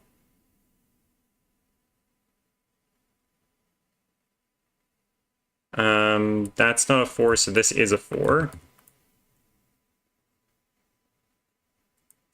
So this is a 1, 5 pair, and we're either going to have 5 and 6 on here, or could you do 2 and 5? You could do 2 and 5. That would work. Oh, but we could just look at the column and say that this has to be a 1. That would be a little bit easier. Oh, but now we don't know whether this is 2 or 6, because it could be 2, 5, yeah. 2, 3, 4, 2, 3, 4, 5. But this can't have a 5 on it, so it can't have a 6 on it either, so this has to be a 5, 6 pair. This has to be a 5, that has to be a 6, because of the 6. That 5 fixes the 4. This is now not a 4 or a 6, so it has to be a 5. That's a 4 because of this 4. That's now a 6. Where does 5 go in this box? It goes right there. So this is either 3 or 6. Well, it can't be 3 because that's, well, 6 in the box, of course. That's a 2, that's a 2, that's a 1, that's a 6, that's a 2. Done. 6 is, that's our first 6 into this puzzle down here. It's already been an hour and a half. And we're only on 14, so we need to pick up the pace. Well, we don't have to. It doesn't really matter. Okay, moving on from number 14 to number 15 here. You haven't eaten the candy canes. You simply don't trust magically appearing food any longer. Any longer, yeah. Not since that pesky sandwich was never replaced. True. Your stuffed animals have been telling you that you don't play enough with them any longer, and they're lonely, so you decided to set them up in a nightly tournament. You enact a number of tournament challenges building towards a single winner who you have decided will inherit the castle. Eventually, you are left with 2 competitors, an elephant and a unicorn. You give them each one of the candy canes, set them up with the elves on their backs, and allow them to joust in jest.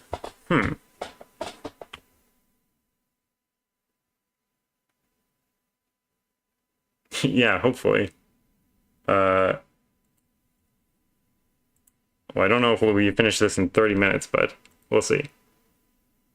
Okay, so this is a knight's move, of course, because of jousting. So a knight's move is, of course, a knight's move in chess is going to be this sort of shape, however you want to think about it, two over and one to the right or to the left or whatever. I think of it as an L shape always. All the L pentomino or L tetrominoes off of this cell give the knight's moves of that particular cell, and we can't repeat a digit in a cell that is a knight's move away. So this digit couldn't be a 3 or a 5, for example. So let's start by thinking about 3. 3 can't go in there because of a knight's move, so that must be a 3. 3 can't go in either of these two cells, or in either of these two columns, and this 3 sees that cell by knight's move, so that has to be 3. 3 in this box is just placed by Sudoku. 3 in this box is just placed by Sudoku. 4 in this box is slightly restricted into these two cells. Do we have any duplicates? No, we don't. But 2 is also restricted in this box into 2 cells. 1 in this box? Not really. 1 in this box is placed. In this box, 1 is also placed. Now in this box, no, 1 is in 2 places still. Down here, though, this 1 gets the knight's move there, so that's a 1 now, so that's a 1. Nice. Which means that 1 in this box is placed by Sudoku.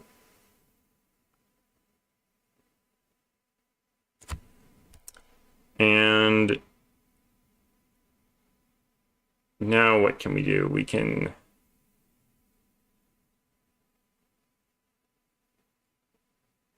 What can we do? Oh, well, 4 is placed here by Sudoku, so that's a 4, that's going to be a 2. That sees that by knight's move, which means there's a 4 in one of these two cells, which eliminates that as a 4. Placing the 4 there. Now there's a 4 up here, which means this cell can't be a 4 because it would rule out both of these by knight's move, so then, oh well, this one sees that one by knight's move anyway, so this 4 is placed now, so that's a 4, that's a 4, and we suddenly got all the 4s. So I feel like I have like a winter hat on, like a toque, and I feel like I should take it off, like I'm coming in from the cold or something. This 2 sees these two cells, this one by knight's move, this one by Sudoku, so that's going to be a 2. That's a 6, that's a 2, that's a 6, that's a 5, that's going to be a 6 in the column. That's a 5, this is a 6. These 2 cannot be 6, this one by knight's move, this one by Sudoku, so that is a 6. These 2 6s give that as a 6, and we need a couple things in these columns. This one needs to be a 2, a 5. In this box, we need a 2. In this box, we need a 5. And in this last cell, we need a 5. Very nice knight's move puzzle. Not too hard, not too bad. 2 in the 15th cell. There we go. Chugging along here. Change the scene. All right, day 16. You feel a lot better for playing...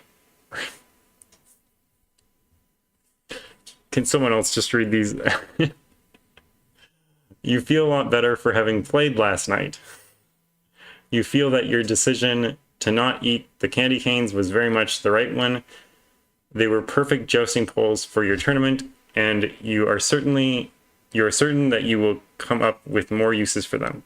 However, as you sit and have a discussion with the elephant, who won the jousting tournament decisively and thus is now the ruler of the castle, and your chief advisor, of course, you decide that the next challenge for your stuffed army is to be one of archery. You set up some targets in the form of the most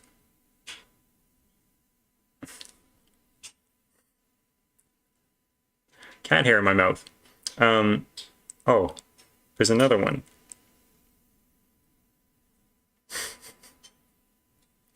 Okay, I don't know how long that's been in there. Maybe that's why I've been struggling. You set up some targets in the form of your most despicable losers of yesterday's tournament, and then use some rubber bands you intended for your archers to try and hit them. Don't lick the cats. Yeah, I try not to, but it's hard. To get an idea for how this will go, you practice with using your fingers, but you eventually decide to try and use a broken piece of plastic as an arrow. You try over and over again to get it to launch cleanly from the bow you've made with your fingers, but no matter what you do to the plastic arrow, you just can't knock it. Knock it, like knock an arrow. Yeah. Nice pun. Okay, so these are arrows similar to the other arrows, but instead of just the single digit, now we have a pill. So a pill is a 2-digit number read left to right. So if I had 25 in here, then these cells would have to sum to 25. 2 and 5, I mean. And there is a 5 in one of these 3 cells, and of course this digit can't be, well, this has to be a 1, because it can only be 1 or 2. The maximum that these 5 cells can sum to is 21 minus 1, which is 20, but it can't be a 2, so it needs to be a 10-digit number. And we can deduce that it is going to be either 15, 13, or 14, based on these digits that see it. We can also see that this one has to be a 20-some number, I think, because if you had, well, these cells obviously sum to 21 minus, you sum 5 digits, yeah. Oh, the sum of 5 digits is minimum 15, right. That's a good point, Judith. The sum of 5 digits is minimum 15, so that's what it has to be. It has to be the sum of the 5 digits. So now we know exactly what this is going to be, because we have 21 minus 6 plus 6. That's 21, of course. And now we know that these are the digits 1 through 5, which sum to 15, as Judith pointed out, which means we got the 6, of course. And the 1 goes in here. The 2 here places a 2 here. I don't know why I didn't see that before, but, you know, sometimes you don't see these things. These 6s place that 6. This 2 places that 2. I still feel like I have another piece of cat hair in my mouth for some reason. This is a 1-2 pair because of this 1, 2, and this 2 gives us the order 1 and 2. 1 is in one of these 2 cells, and this one sees it, so this is now a 5. This is a 3, or sorry, a 4 and a 6. I knew what it was, but I just said 3 for some reason. 5s go down here. So this is going to be a 4 and a 1, and the 1 gives the order. 1 and 4 go in. That's a 4, that's a 3, that's a 3 now. That's a 6, that's a 6 and a 4, and a 4 and a 3. Nice flow, but we don't shout at you. Okay, 1's not in here, so that's a 1. 3 over here with a 5, so that's 5 and that's 3. So that's going to be a 5. 3 and 4 go in. And we have to place a 1 in the 16th cell. I don't know why I'm rushing. We don't need to finish before before the Simon video comes out. I don't think Simon's going to feature one of my puzzles because I haven't posted a puzzle in a very long time. Well, not... Yeah, I mean, my most recent puzzles have been featured already, to be honest. Or the ones that deserve to be featured. Hello, Prasanna. Welcome.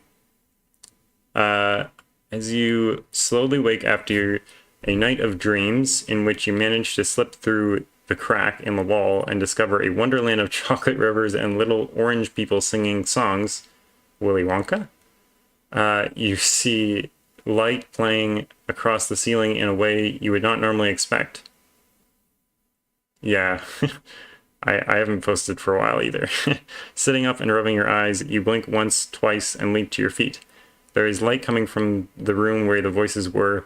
You run as fast as you can across the room, though the light seems to be fading, and as you enter the room, you see someone slip into the wall, and the crack seems to be sealing itself behind them.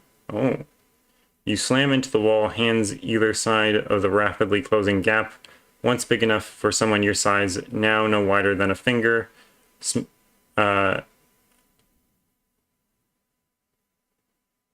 Yeah, this is a lot of work. Great job on these, Daniel. This is awesome. Now smaller still, and you peer through. There is someone there with their back to you, as tall as you, with long arms and large hands, which look like they must be in mittens. You call out as the crack narrows further. They turn, shocked. You fall down from the wall. That face, it was not quite human. Oh. Interesting. All right, we have a mix of variants that we've seen. So we have this Renban, which is a set of consecutive not necessarily ordered digits. We have this palindrome, which means that these two digits are the same digit, these two digits are the same digit, these two digits are the same digit. It's read the same forwards as backwards. And between lines, so these digits have to be strictly between these two digits. Okay, so there are 4 unique digits which are between these two digits. So the only way that will ever happen is if this is a 1 and a 6, and this is the digits between 1 and 6. So this also has to be 1 and 6 because of the row. So we have 1 and 6 pairs in these columns. So what can we do with that? Not much, apparently. Yeah, palindromes forcing roping at the top. So this 1 is going to be placed right there. There's a 2 and a 5 to be placed here. 4's over here, 4's over here. Oh, 6's can't go into here. That's not as exciting as I thought it was. We can write these in, I guess. 4's and I guess 3's can go in all of them. 1 and 6. Good thing the palindrome was there, right? Otherwise that 1 wouldn't be placed. These are, of course, the same digits, which I'll pencil mark again, I guess. And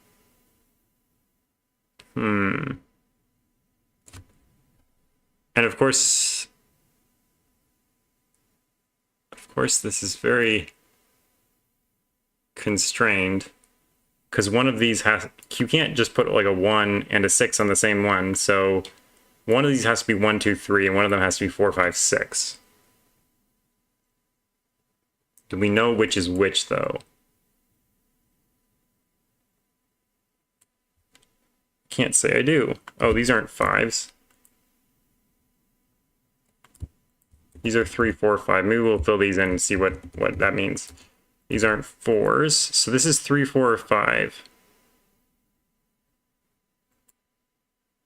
This is a 1, 6.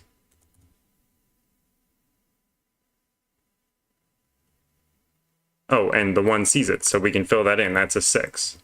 That's a 1. That's a 6. That's a 1. That's a 6. Now we know the order of these. This is now a 4, 5, 6. So this is a, oh, I guess these are, yeah, okay. Right.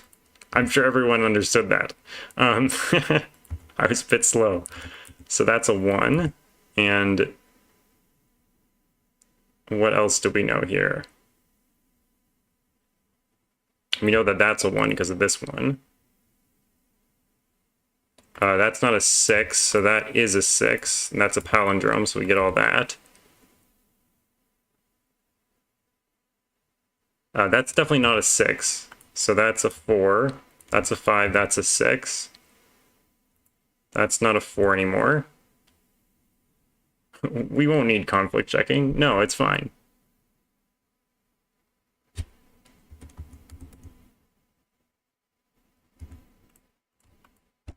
Well, I don't think I really need conflict checking. I mean, I see them within a couple seconds anyway. So that's going to be a 4 because of this 4 and this not being able to be a 4. So that's 3 and 4, 3 and 4 palindrome style. This 3 gives us 3 and the 2. This 3 removes 3 from there, the 2 from there, the 3 from there. So that's a 5. This 2, 3. So that's a 2, that's a 3, that's a 2, that's a 3, that's a 2, that's a 5, that's a 3. 5 and 2 go in, and and we finish the puzzle in a timely fashion. So that's a 6 going into the 17th place. And change the scene. All right. I'm invested in this story now. You scramble to your feet and press your face into the wall, eye up to the crack, and there they are, seemingly swaying to the music that you cannot hear. Your breath catches in your throat as they walk away. You call out, but either they cannot hear you or else they are ignoring you. You beg and plead for them to return, but soon they seem to have vanished into the light, which still seeps out of the crack in the wall. Sobbing, you sit at the table and bury your head in your arms. It was something, or was it just someone? You're not quite sure, and slowly, as you calm down, you doze off. Breathing in deeply, you begin to surface from what must have only been a short nap, but you feel better. Surely, if there was someone, then they would return? ? They did in a week this time. Perhaps next time they'll come back sooner. Hope is a dangerous thing, but you've been alone for so long with just the toys and the rumbling beneath, and the voices that any sign of life is welcome. I see. I read that in the wrong inflection again. As you fully awaken, you realize that you can hear music. It's not just any kind of music you have heard before, or it's not any kind of music you've heard before, but you recognize the tempo. It must have been the music that the being was hearing before. You rush back to the wall and look as hard as you can through the crack. As your eye adjusts to the light from the other side, you can see whoever it was, and yes, they're definitely not human, and yes, they're definitely moving to the music, lost in it. You giggle as you watch the alien dancing. Okay. Changing the scene. Is setting a puzzle really like that? Like what, Jim? I think I might have missed your question there. But you can definitely see what setting a puzzle is like if you would like to. There's a couple of videos on my channel where I'm setting a puzzle, and Zeta has some videos on him setting puzzles as well.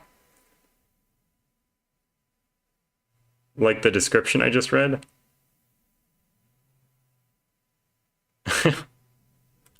Yeah, that is kind of funny. Okay, so this is another 3-cell arrow, so this is going to have to be 1, 2, and 3, summing to 6. And the 3 is obviously not there. So then this is going to be 4, 5, and 6. So that can't be a 6 because obviously you can't sum to bigger than 6 when we only have 6.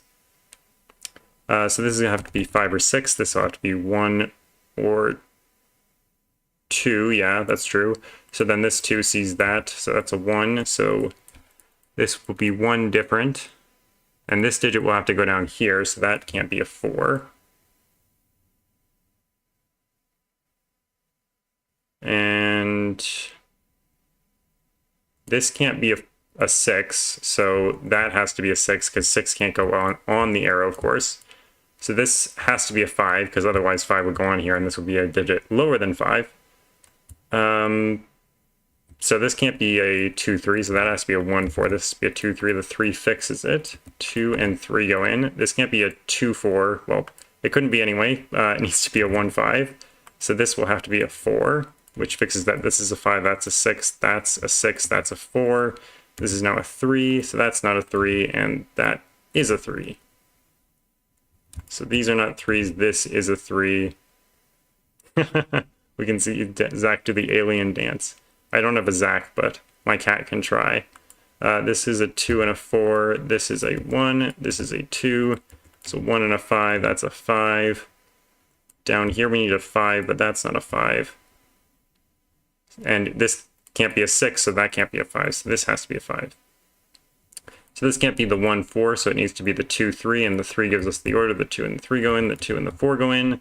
That has to be a 4, that has to be a 1. 1 and 6 go in. This is a 4, this is a 1. Now in here we need a 2 and a 6. This 2 fixes it, 6 and 2. 5 and 4 need to go in, 4 and 5 go in. So we get a 1 in the 18th cell. Okay. Chugging along. Yes, they've quite been... Setting puzzles does feel like alien dancing, yeah. At your giggle, the figure looks up and seems, despite there being no possible way from that distance to see you, it walks toward you and you can feel the wall moving. The gap is widening. In moments, you'll be able to put your fingers into it, but then the movement stops. They freeze in their tracks as the music is replaced by voices. They are speaking, but you can make out no words. Finally, the speaking ceases and the person continues towards you. A piece of paper is thrust through the crack and you narrowly avoid it poking you in the eye. You take it and examine the markings on it. It looks like there must be some kind of attempt to communicate. You try to speak to whatever is on the other side of the crack, but it only responds in the same kind of garbled voice you heard before. It gestures away, and then it takes another piece of paper, sits, and begins to write on it. You take the hint and step away to the table where there is now a pencil. You definitely didn't leave it there. You pick it up and begin to try and decipher the page. You try as hard as you can, but in the end, you cannot determine any useful patterns in what is written there. It's entirely unpredictable.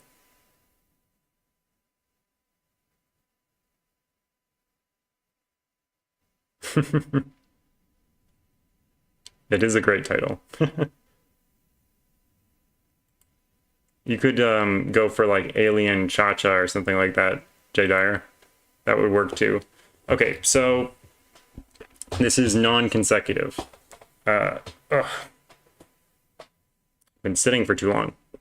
This is non-consecutive, which means that digits orthogonally adjacent cannot be consecutive. So there can't be a 2 in any of these cells, Alien Charleston. There can't be a 4 or a 2 in any of these cells because it would be adjacent to a 3. So 4 and 2 in this box have to be not adjacent to the 3, so they have to be in these cells. This can't be a 1. 6 can't go over here next to the 5, so that has to be a 6.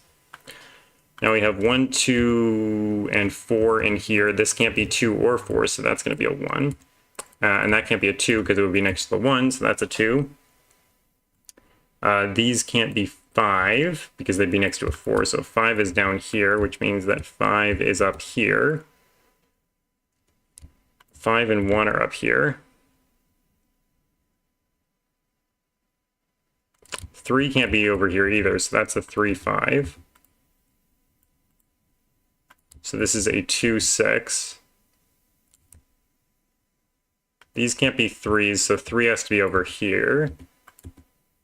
This can't be 6s, so 6 has to be over here, I guess. Oh, this is another 3, 5, of course, because of the 5 up here. So then over here we need 4 and 6. So at the top we need 1 and 3.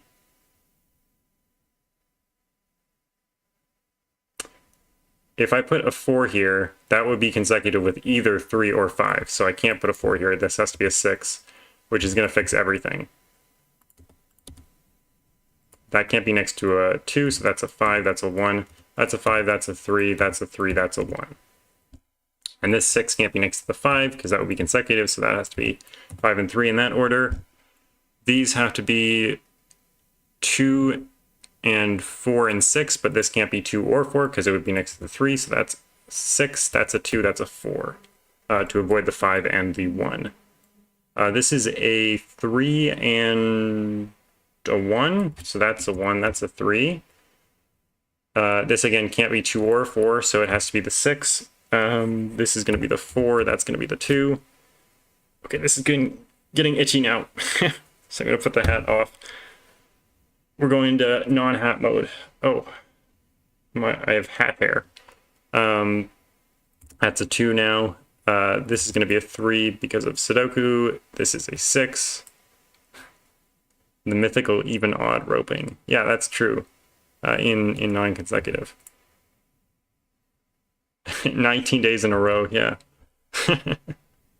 On the 19th day, he removed his hat. That's a 2 in the 19th cell. All right. Into the 20s now. Oh, and I'm still forgetting to change the scene. Okay, unsure of what to do. Unsure of what to do. I haven't showered in 19 days. You decide to turn the piece of paper over and carefully write, hello, who are you?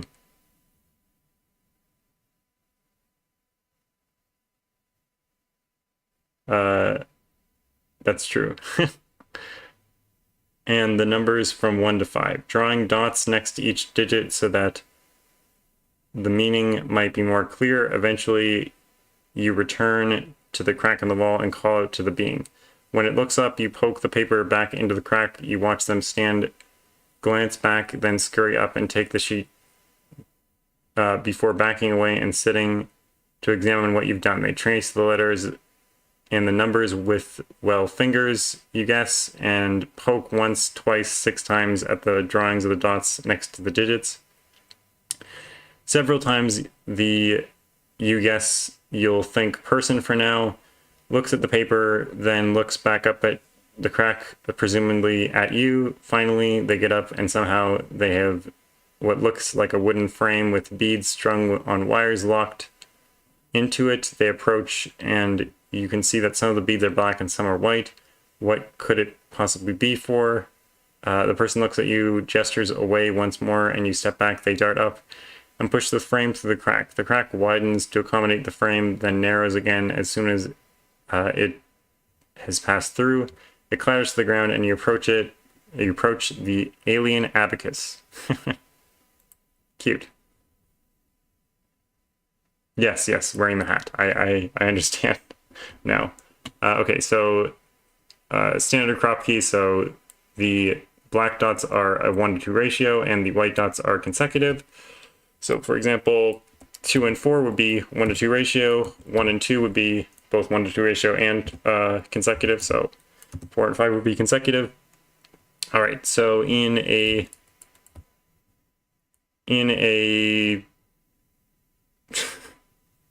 6x6 Sudoku, the digit 5 cannot go on a black dot. All these cells are on black dots, so that has to be a 5.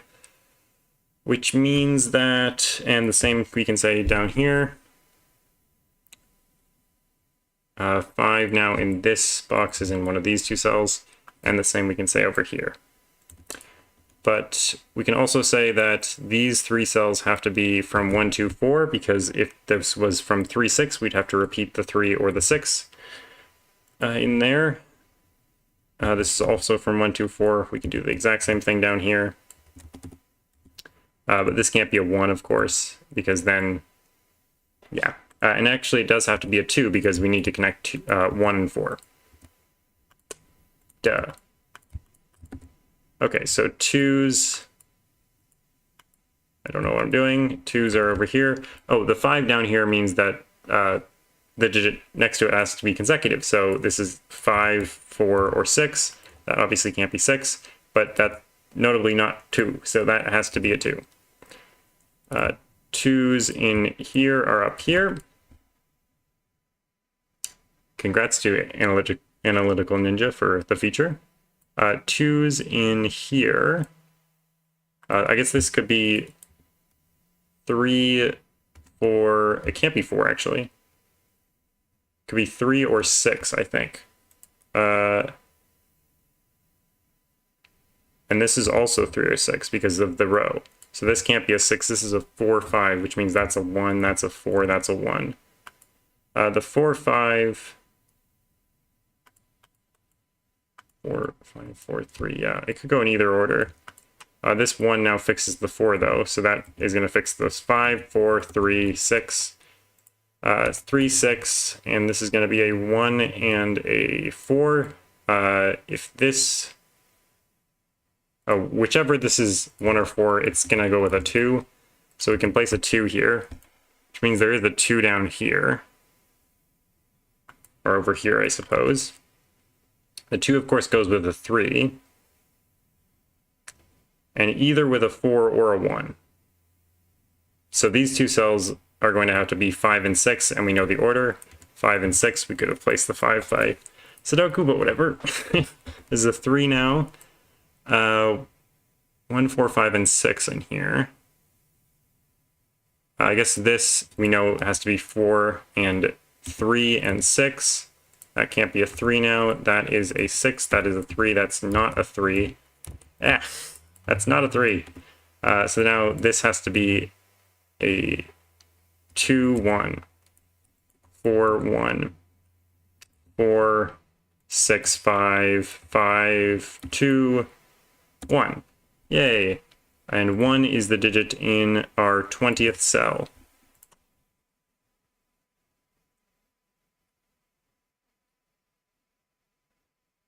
An aquarium killer. That sounds fun. Context. All right, day 21. Now down the ramp of difficulty now. So we're in the more difficult puzzles, I suppose. You've fallen asleep again. Oh, these paragraphs are getting longer. You've fallen asleep again. Or up the ramp, I don't recall. This is happening more and more as the days pass. You're always so very tired, but this time feels different.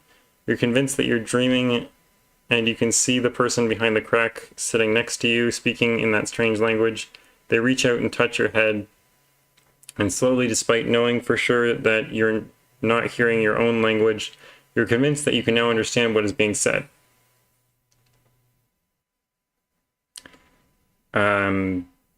Your head feels heavy, and you let your dream eyes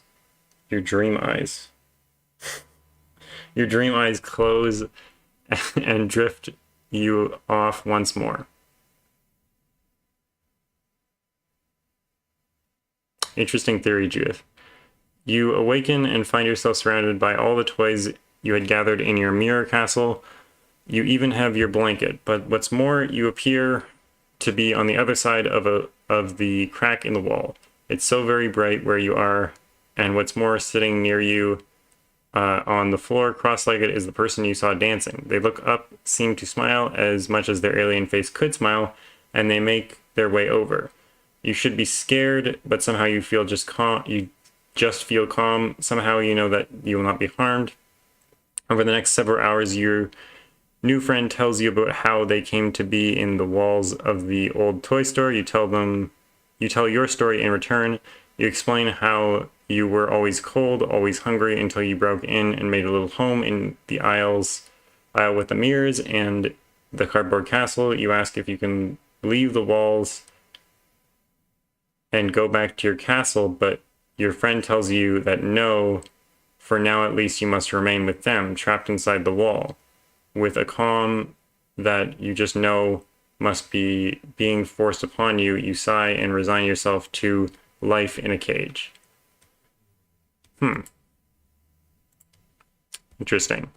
So this is killer Sudoku, so digits may not repeat in a cage, and if given the digits within a cage, sum to the clue in the top left-hand corner. So these two digits have to sum to 9, like 4 and 5, for example, or 3 and 6, which is impossible. And this one doesn't have a total, but it has to not repeat digits, of course.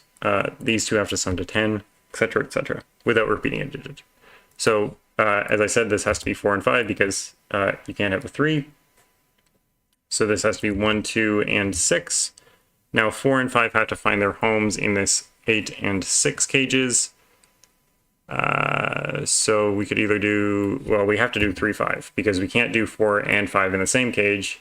And if we did 4 in the 8 cage, that would have to be double 4. So, and we can't do that. So this has to be a 4 and 2, which means this has to be 1 and 6, which means this has to be 2 and 3. So this has to be 1 and 6 to not repeat this digit in this box, in this cage, I mean. 1, 2, 6 triple, which means this is a 4. This has to be 5, 1, and 6. The 2 over here gives us the 2 and the 3. The 1 over here gives us the 1 and the 6. I don't know how I didn't see that before. Again, we have to not repeat this digit in this cage, so we have to put the 1 over there. I don't know how I didn't see that either. This has to be 4 and 6. As I mentioned before, that's the only way to sum to 10 in a 6 by 6. This cannot, and this has to be 5 and 6 because that's the only way to sum to 11. I don't know why I didn't, there's so many things that I just didn't see for some reason. I'm blind. This 4 gives us a 4 right here. This is a 4, this is a 5, this is a 5, 5 and 6, 6 and I can't even speak anymore. This is a 1, this is a 2, 1 and 5 and 6 and all those go in. That's a 1 now. This is a 3, that is a 5. 2 and 6 at the bottom here is placed, 2 and 6, 2 and 4. 5 is placed there, 5 and 3, 3 and 4 are placed, 2 and 3 are placed. Whew. Okay, 1. 1 will go in the 21st cell here, and we will continue our Sudoku advent and our journey with this alien creature. Okay, you are not hungry. This is something that occurs. This is something which occurs to you as you realize you must have been here talking with your friend for at least a day, at least 22 days, I guess. Teaching them the stories of your stuffed animals and playing together. Yes, playing together. You can hardly believe it yourself, but you are there playing with an alien and a stuffed elephant. During your games, you learn that the creature is trying to get home. E.T. go home. Also not smelly, I hope. I don't think he knows much about smelly or clean. It is here with several of its kind, though the others are more afraid of you and are busy trying to get their ship repaired. Your friend tells you that they have been given the important task of plotting the route back to their home star system, which is very far away. They have been observing you as you solved problems and survived in the store, and they believe that you might be able to help. Okay. Proudly, they indicate that the strange abacus, and next to it,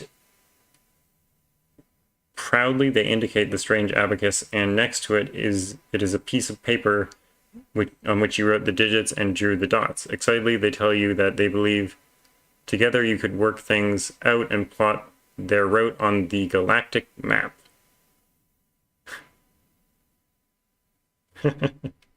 Thank you, David. So we have thermometers again, I believe. But these thermometers look like spiral galaxies, which is, I believe, why it's called the galactic map. So thermometers, of course, have to increase from the bulb end. We've seen a couple of them so far, and we should hopefully do this with aplomb. Okay, so this is a 4-cell scene. Yes, thank you, thank you. Okay. Where does 1 go in this box? It has to go right there. Now, where does 1 go in this box? It has to go right there. Where does 1 go in this box? Well, there's more than one spot. And one more than one spot here. But in this box, it only has 1 spot because it can't go on those cells. So therefore, it has to go there. And it has 2 spots here. Okay. What about 2? 2 only has 2 places in this box, which means that in this box, it only has 1 place because it can't go here. It can't be 1.1. This is a 3 and a 6, and that can't be a 6 because then this would have to be higher than 6. So we get that. 6 in... No. Oh, 6 in this box has to go here because all these cells are partially along a thermometer. 5 in this box now has to go here.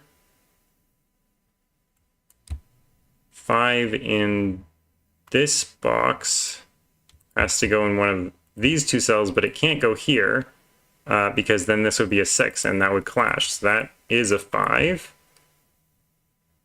4, 3, 2. 4, 3, 2 is the absolute maximum because this can't be a 1.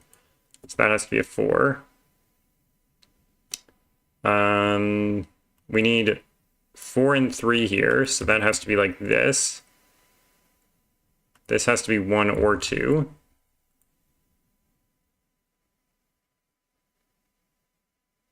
These are 3 and 6 now, which I don't actually think are fixed for some reason, but neither of these can be 6, so this actually does have to be 6. So that's a 3.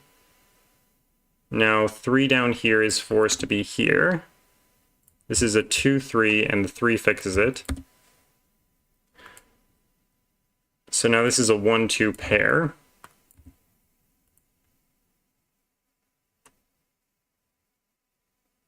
This is a 5, 6 pair, which is fixed by this 5.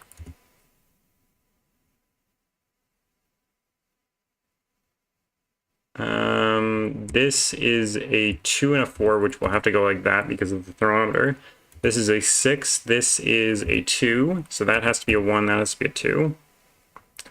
That has to be a 1 now, this has to be a 4 to finish the box. This is a 6 and this is a 5, and that finishes the puzzle. 5 in 22. Hello, SPQ. Welcome. All right. We are cruising along into day 23. Together, the two of you plot out where your friend's home system must be. It took a while, and you're not entirely sure how you knew how to help, but you certainly did help. Your friend runs off with the completed map, and once again you realize in your unnatural calm that you haven't eaten or drunk anything in days. And yet you do not feel bad. You have not slept, and yet you do not feel tired. It is very strange. Presently, your friend returns and explains that your official navigator died, and that the rest of your crew isn't certain, but the ship is not accepting the route that you plotted together, complaining that it is not enough to know where to go, but it needs to understand its origin point as well. Taking another piece of paper, the two of you sit down and begin to discuss how to gather the information the ship is demanding. Eventually, though many lighthearted arguments and with breaks to tell stories with the elephant, unicorn, and elves, you have produced another diagram which you proudly title "You Are Here." Okay.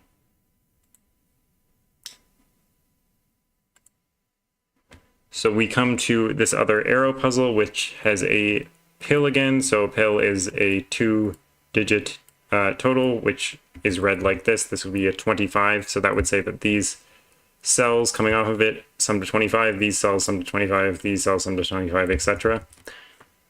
All right, so 6s are placed in here. We know that this is not a 1, so it's going to be 2, 3, or 4, maybe, probably not. This is 21 plus 1 digit, so it can't be, even if it's a 6, it can't be 30 something, so it is 20 something. It's 21 plus at least 2, so it's going to be at least 23. It can't be 6, so it can't be like 27, and it can't even be 5, because that would be 26. So I think these 3 are the options, and then that would be 3, 4, 5? Yeah. Okay. Interesting. So 1 in this box is up here. 1 is up here, so these two create a Jovi wing on 1s and place a 1 in here, but this one sees that cell, so that's a 1. 2s in here give a 2 down here, meaning that one of these two has to be a 2. And we should probably look at the sums, but I'm distracted looking at Sudoku because this is a 2, so that's a 2. That should have been probably the first thing I did. 6, somehow I marked these as 6s even though this is fixed as a 6. 6 in this box is fixed here. 6 in this box is fixed here, which means these are 1s. 3s and 4s are in here, I guess. Oh, right, so big duh. this is also 21. So these two cells sum to the same total as that. So this can't be a 2 or a 3. So this has to be a 4. This has to sum to 4. Gotcha. Yeah. So this has to be a 5. And this has to be a 4, 3, 5, 4, 4, 5, 3. This is 2 and 3. 3 fixes it. 2 and 3 go in. This is now a 2. This is now a 3. This is 4 and 5, which is fixed by the 4 down here. This is now 4, which is fixed, and 3. This is now a 5. And we did that with minimal arithmetic.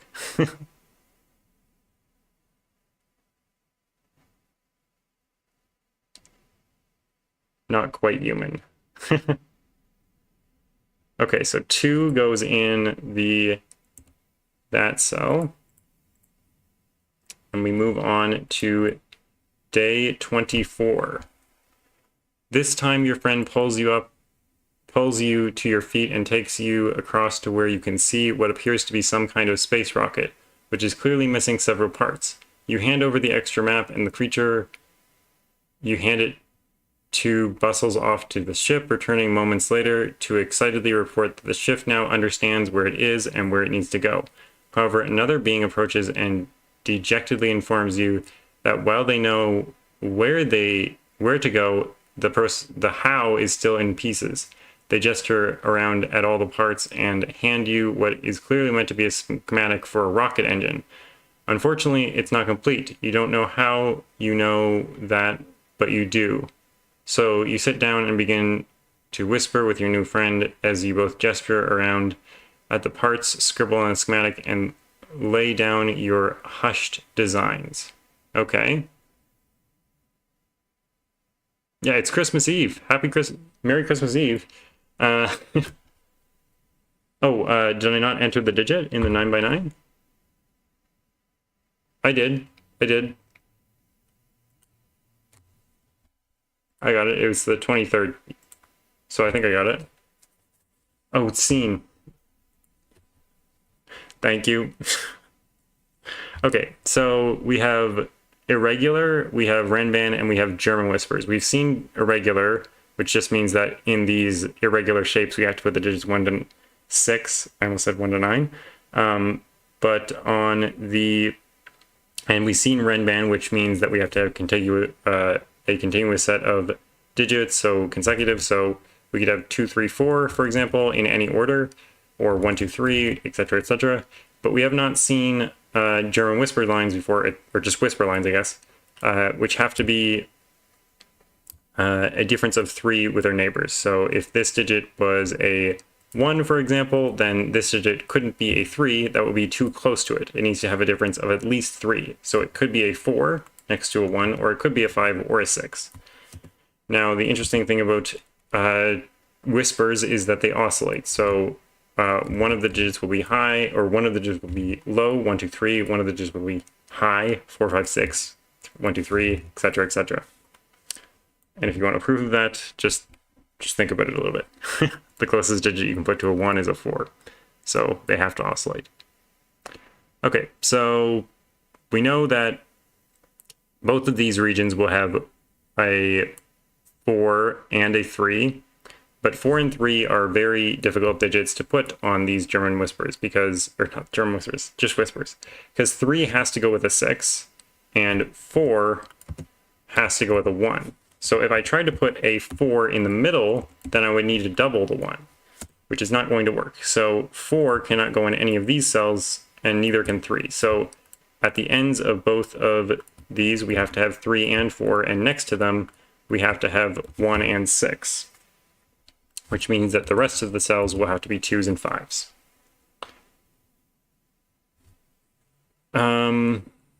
What does that do?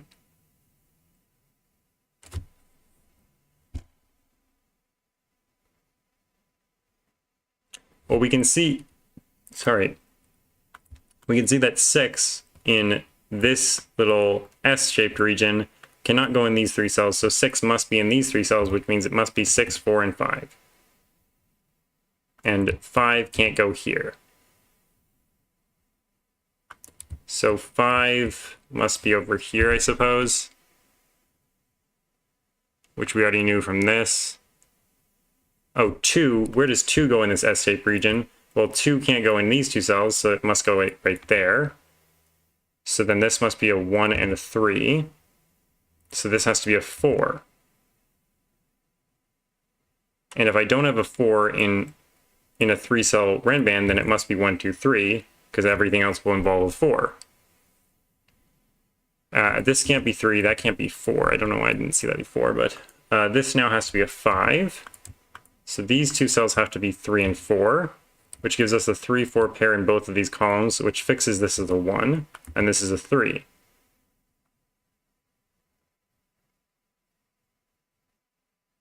So now 1 goes up here. I don't know how I didn't see that 6 goes up here.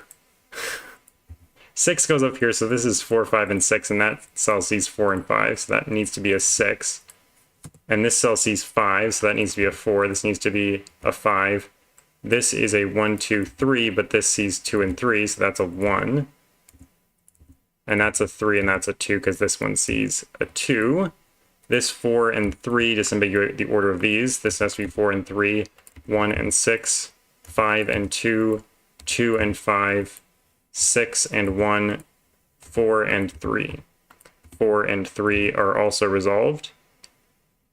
This now is a 6. This is a 1. That's a 2. That's a 5. That's a 4. That's a 3. And we can probably fill in these two, which have to be 2 and 5 in this order. These two now have to be 1 and 6 in that order. That is a really, really cute puzzle. I like that a lot. I can see why it's one of your favorites. Okay, 24 gives a 3. And now we move on to the second last puzzle that we have. Okay, day 25. The engine is complete, the ship is closed up, and somehow you manage to persuade the people to take you with them. Oh, wow. Nothing is left for you on the world you would leave behind. You have your toys, your new friends, and the ship is warm. Warm and bright. You don't feel tired or hungry, and you are smart and clever and helpful. Everyone is strapped into a chair, and you realize that the rumbling you heard for the past several weeks is the ship's engine. Each rumble was a test, and now it is rumbling on and on, the sound building in pitch and volume until you feel something is pressing down on your chest and pushing your back all at once. Across the room, one of the alien people explains, "We have liftoff." And we have a Renban rocket here, which is coincidentally the name of a Kagisho puzzle. But this is not a Kagisho puzzle, this is a Kinnison puzzle. Okay, so 1 is forced out of here. We just had Renban, so I'm not going to explain them again, but if you don't know what they are, please mention, and I'll explain. 1 is in one of these 4 cells, so one of these is going to be 1, 2, 3, 4. Oh, this 2-cell segment sees these 4 cells, so this set of 6 cells is a set of digits 1 to 6, 1 to 9, 1 to 6. And the 4, therefore, I guess has to go down here, but we knew that. This is either a 1, 2, or a 5, 6, and that can't be a 2.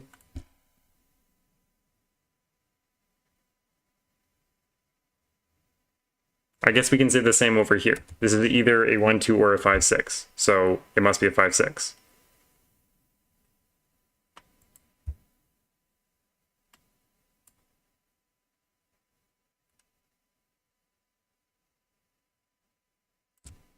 That's true, Carl, but I'm not sure how useful that is.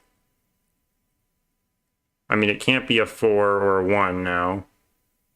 This digit can't go here, so it has to be over here, so it has to be up here in one of these 2 cells. And could we say the same about here? Yeah, we can say the same about here. So that is actually interesting, because now 1 can't go in here. So 1 is in here. So this is 1, 2, 3, 4.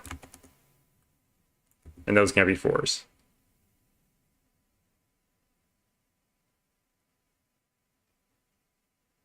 So now 1 must be down here, which means it's a 1, 2.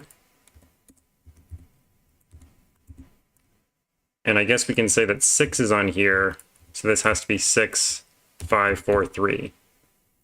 That can't be a 4. That can't be a 2 now. Okay, so these are the other digits, 3, 4, 5, 6. Those can't be 4s, so there's a 4 in here, so that's not a 4, so this is a 4. So that's not a 4. Oh, not a 4. What else can we say here? There's a 3 in here, so there's no 3 in here. This is a 5 or 6, but it can't be a 6, so it is a 5.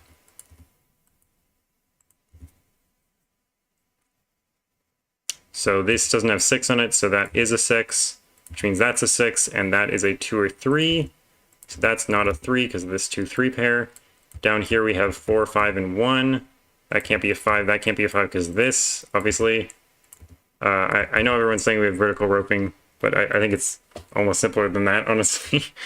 So there's no 3 in here, so that has to be a 3. That has to be a 2. This has to be 3, 5. So 4, 5 pair, that's a 6, therefore. This obviously has to be 1, 2, 3, and 4 because of the whole, all these digits 1 to 9, or 1 to 6. God, 1 to 9. Why do I keep saying that? There's no 3 over here, so there is a 3 in here. No 4 down here, so there is a 4 over here, but that's not a 4, so that is a 4. So that's a 5, that's a 4, that's a 1, that's a 2, that's a 1, that's a 2, that's a 3, that's a 5. That's a 3, that's a 1, that's a 5. This is a 2. No 2 down here. 1 places the 1 and the 3, and the 4 is placed by Sudoku. That's a 4 and a 6. That's a 6 and a 5. 3 places the 5 and the 3, and we're done. That's a 5. So that is the 25th cell being a 5. And that's 3 in the corner. That's 3 in the spotlight. Losing its religion. Okay, so we finally get to day 25. Day 25 continued. Passing the journey. Your journey is long. You play together and teach the stories to all of the group of aliens. Eventually one of them pulls out a piece of paper on which they have clearly copied down numbers from the stories you told of your exploits in the toy store. Eventually they hand it to you and you realize that you can while away some time by filling in the remaining numbers. Okay. And passing the journey. Okay. I don't know what that means, but obviously these numbers are from our previous adventures in the store. Oh, the final puzzle, and I still don't change the scene. Okay, obviously all these numbers are from our previous adventures before, our advent calendar, and we now can hopefully solve this puzzle with everything we've learned. And this is just normal Sudoku rules, and this has 9 digits and 3x3 boxes. I know, very scary. So we have to play all the digits 1 to 9 in each row, column, and 3x3 box. And we can already see that this 8 rules out all those places, so that has to be an 8. In this row, we need a 9, a 5, and a 3. And this can't be 3 or 5, so it must be a 9. That can't be a 3, so that's a 5 and a 3. 3's in one of these 2 cells, 3's in one of these 2 cells, and those are the last 3's. Oh, no, they're not. There's also a 3 in the corner. There's 3 in the corner, 3 in the spotlight. Losing its religion.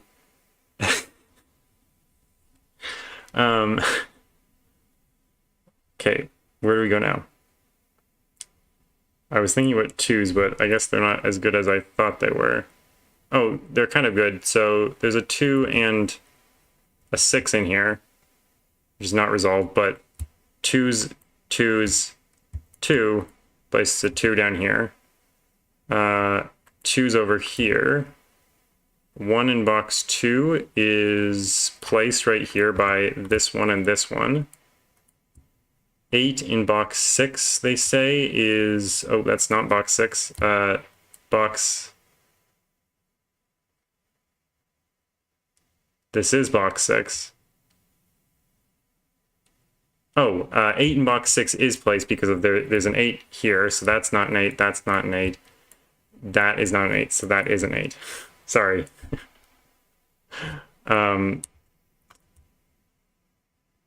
So now there's an 8 in one of these two cells, which doesn't seem resolved. 8s in this box are in these two cells.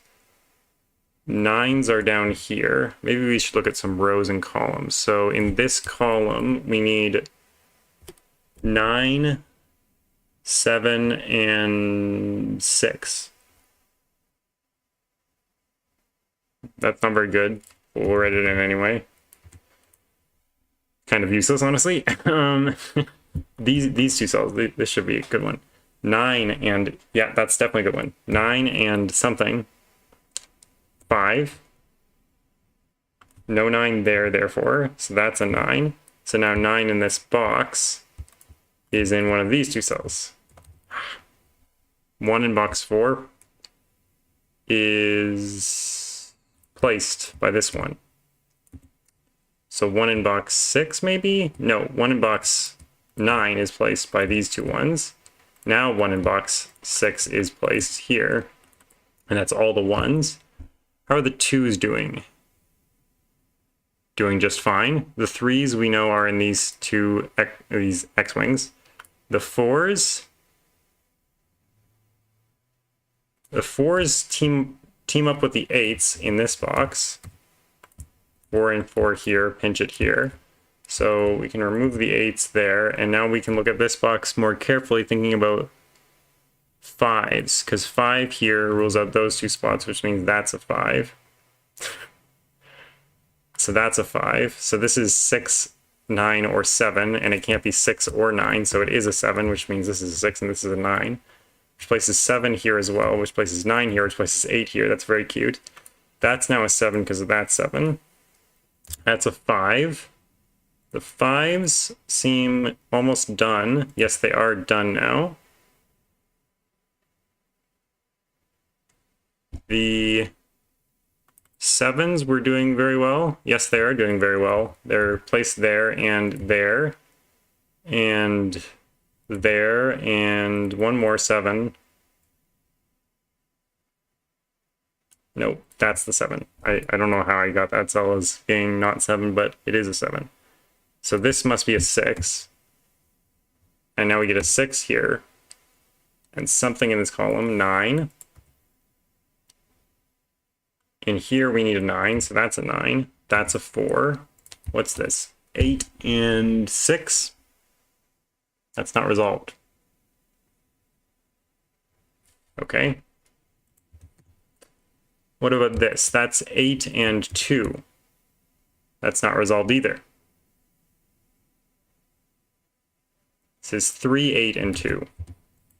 That's not an 8. That's not a 2. 4, 8, and 6. Oh. Bottom row needs 4. Yeah. I'm sure someone pointed that out. 8 and 4 go in. 6 goes in. So 3 or an 8 in this row, and this 8 gives us the 3 and the 8, and the 2 and the 8, and the 6 and the 8, and the 6, 6 and the 2. Therefore, this is a 3 and this is a 2. This is a 6, and we could have gotten that ages ago. And this, finally, is a 4. I really didn't want to get that wrong. Lovely pack of Sudokus there. Let me go back 1 second. Oh, the scene.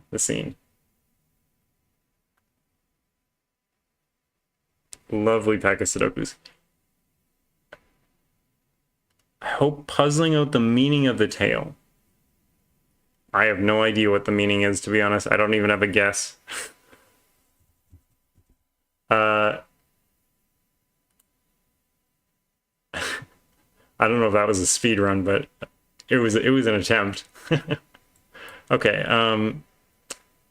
some of them were speedy, some of them were less. Okay, when you finish filling the grid, you put your pencil down, satisfied, and with the smiling faces of your new alien friends around you, and a strange beeping sound which you realize has always been there for the whole time. Oh, he is in a coma. You finally feel tired again. Close your eyes and fall asleep. The end. Thank you for taking the time to play Advent of Sudoku 2022 by Daniel Silverstone. I hope you enjoyed yourself, and if you've not encountered some of the rules before, then I hope you found at least one new variant that you would like to try more of in the future. I saw them all before, but I love them all. Oh, the beeping? Oh, maybe he's a robot.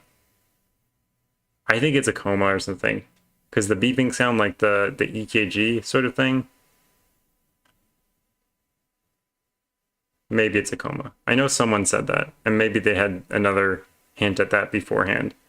That seems almost like too much of a hint. But it could be a robot or something. I don't know. I'm not sure. Have a wonderful winter break. See you for more puzzles in 2023. Yeah, no worries. He could be a robot. A robot meets alien friends. Well, he doesn't feel hungry. Maybe he's a clone. Maybe alarm in the morning. Yeah, it could be. Anyways, thank you, Daniel. The bright lights. That's a good point. The bright lights. I hadn't thought about that. And the aliens might be. The aliens could be like the surgeons or something like that. Or nurses like wearing masks and stuff, you know? But you'd think you'd recognize those as humans, but whatever. It's probably just him dreaming and stuff, is what it's supposed to be. Anyways, that was really fun. That was a lot of fun. I really enjoyed some of the ideas in that pack. And I really enjoyed trying to read it out loud. Yeah, the beeping has always been there. That's true. It does say that. What do you think the rumbling is, though? Like, the voices and the music makes perfect sense to me for the coma, but what is the rumbling? I don't know. Anyways, that is the end of this stream, I believe, and I hope you all have a Merry Christmas, or had a Merry Christmas. Have a happy holiday and a nice winter break, and not gonna give the game away? Okay, that's fair. Bed being rolled into testing. Oh, the wheelie bed. Oh. Elevators? Yeah, that's true. Thanks for providing the puzzles, Daniel, and I'm happy to do this. I thought it was a fun idea. Anyways, have a good rest of your break, everyone, and like and subscribe, all that stuff. I don't want to say it every time. Anyways, bye.